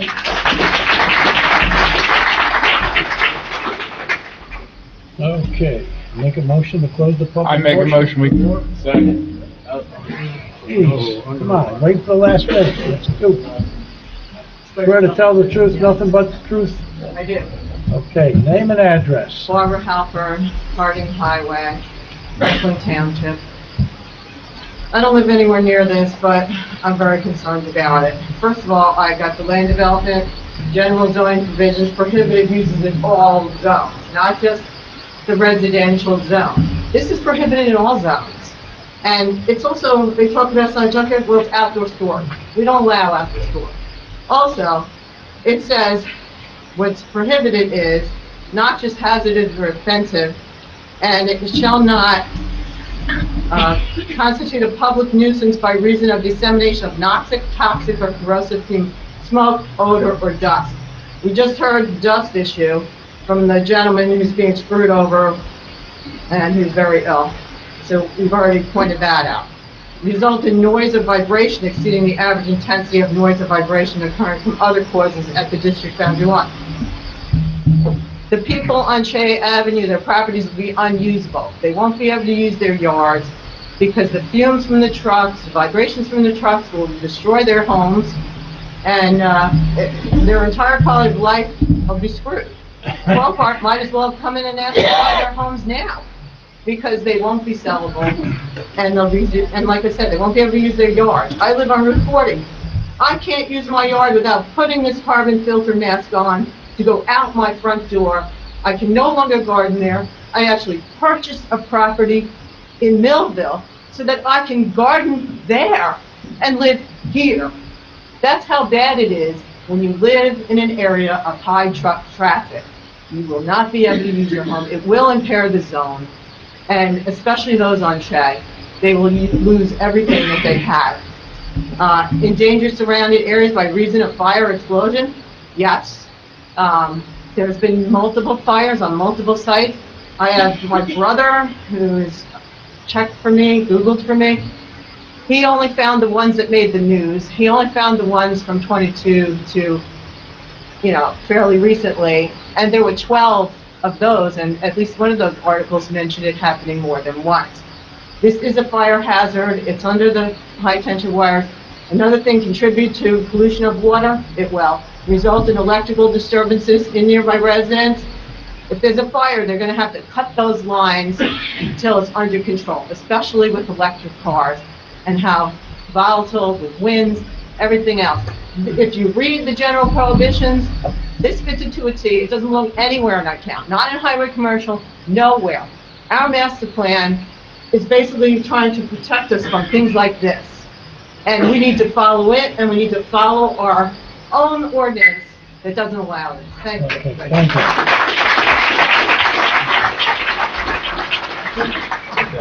I make a motion. Second. You got one more? Okay, you can tell the truth. Okay, make it quick. It's quick. The road is very narrow. Actually, part of the road is in my property right now, the way it's shaped, the way the stone ground. And then it ends right in front of my house. So somehow that whole road has to be developed. My property, I moved there August of 24. I retired, figured out my house. I was in the apartment for 15 years. Now it's basically going to be worthless. I'm going to have 100 trucks running back. That's not going to go from here to there, the road. I mean, that's what I got to say. Okay, thank you. Okay. I make a motion, we close the public portion. I second it. Okay, how are we voting on that? Yea or nay? Yes. Nay, okay. Public portion's closed. I think, it's up to you. You got any answers? You wanna rebut any of this? I'll just follow the 3-minute rule.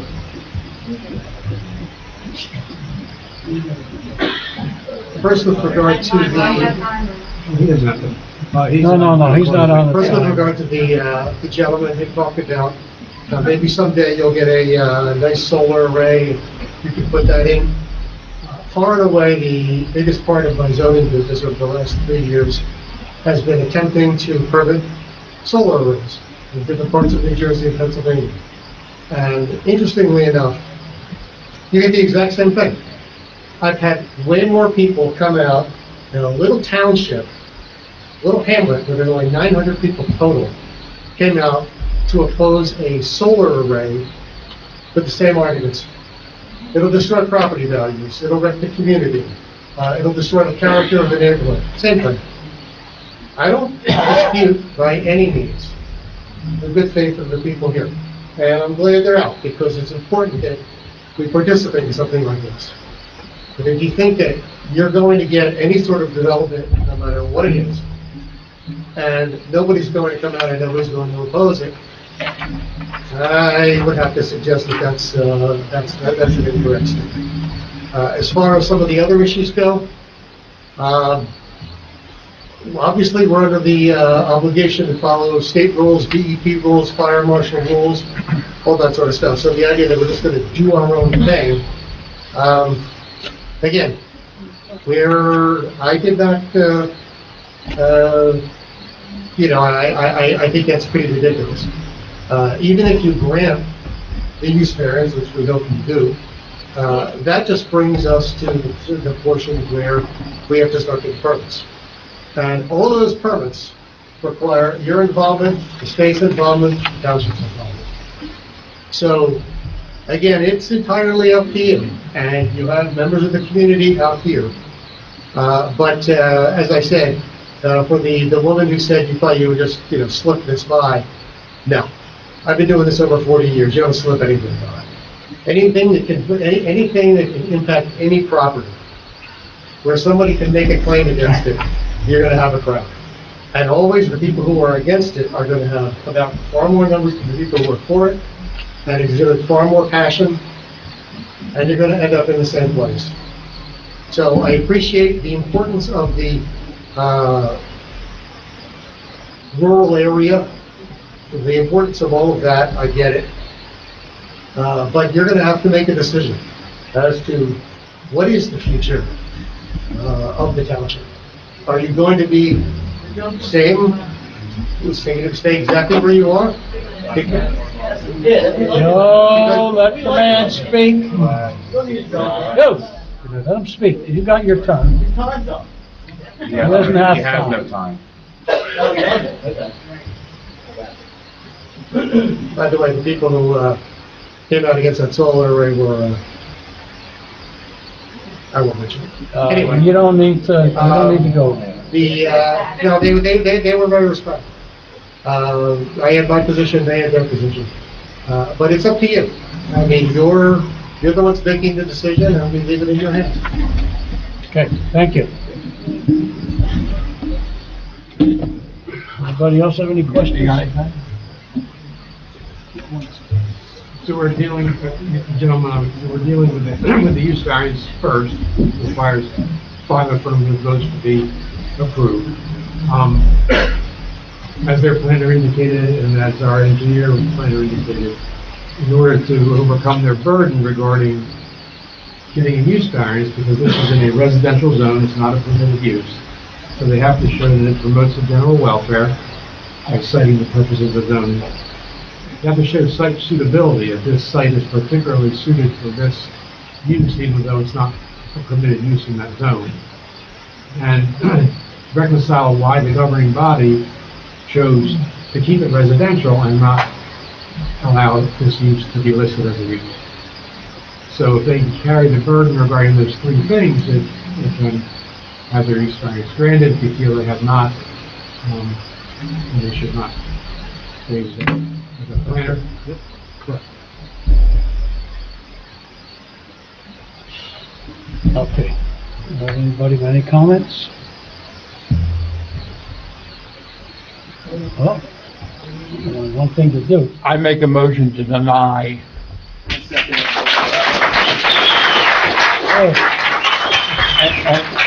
And the reason for denying is the fact that it's zoned residential. There is places in the town that have the commercial that you could go to and possibly put your business, but there's no reason to have a business where it's zoned residential agriculture. I'll second the motion. Mike Garfall. Now you understand, if you vote yes, that means you're voting no. Right, you're voting, a vote of yes is not approved. And if you have your reasons, it would be appreciated if you would state them for whatever way you vote. Yes. Mr. Brasano? I am a no. Give me a reason. As in, I'm a, yeah, exactly. Are you, I am no, hold on. I'm a yes to deny. You're a yes to deny. No outdoor storage. No outdoor storage, you said? Right. Mr. Ketchum? I'm going to vote to deny. And I'd just like to say, and Mike, you asked for reasons. I think that in the right spot, I'm not sure if we have a place in this town for that. I think it would be okay. My big concern is I try to put myself as if I lived on Shea Avenue, right? And not only that, I served on the ag board and, open spaces and keeping things the way, the woodland together. And I'm a big supporter of that. And I know everyone here is also. Those are my reasons why. You are a yes. I'm a yes. Mr. Garofalo. Yes. Mr. DeCesare. Yes, I gave you a reason. Mr. Hamel. Yes, and while I listen to all the residents and all their concerns and take them all to heart, I don't vote yes on this solely because of the residents.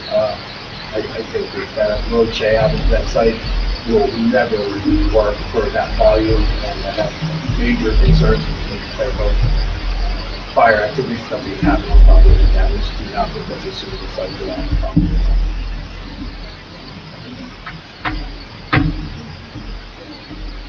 Mr. Tarasco. I'm gonna vote yes. I just think the traffic coming on Delsea Drive and backing up of trucks and just the overall, blocking of the people of Shea Ave. Like you said, it is a small road. It's basically single lane. And I just think it's gonna cause a lot of traffic and backup on the main roads there. Mr. Iglesias. I vote yes, and I don't believe it's an appropriate site. With the bodies of water that are in back and sides, that's gonna cause an issue. And when you got all those cars, we don't know how many it's gonna get. It could get 100, it could get 500. And I don't think that'll work for that area. And that's it.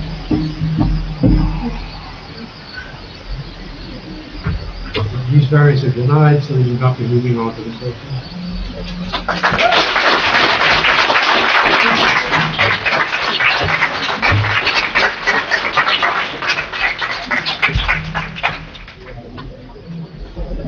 We have other business.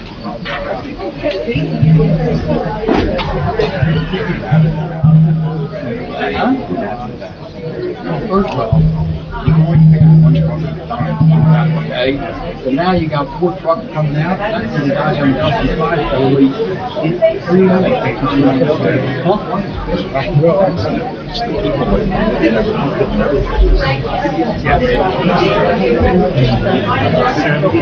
More people would testify. It's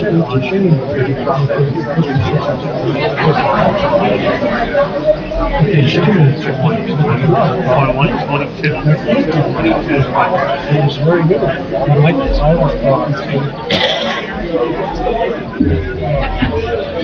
I got The meeting's not even ended. talking to John. He said, they're gonna get no tax. They're gonna get no tax out of that property. Maybe after the meeting, we're not done yet. Well, actually, business is done. We gonna adjourn? They got nothing left. No, that's it. Snap the hammer so we can adjourn. We need a motion to adjourn. Make a motion to adjourn? I make a motion we adjourn. Do we have any close of business? No, I don't think so.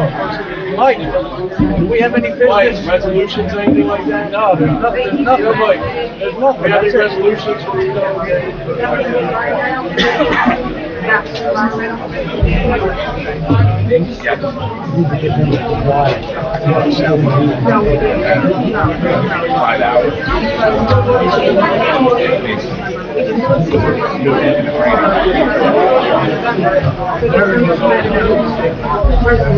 Go. Can I adjourn this meeting? No, we ain't got nothing. We got nothing. No. Thank you, guys. Yeah. Thank you. Okay, make a motion to I make a motion we adjourn. Second. Aye.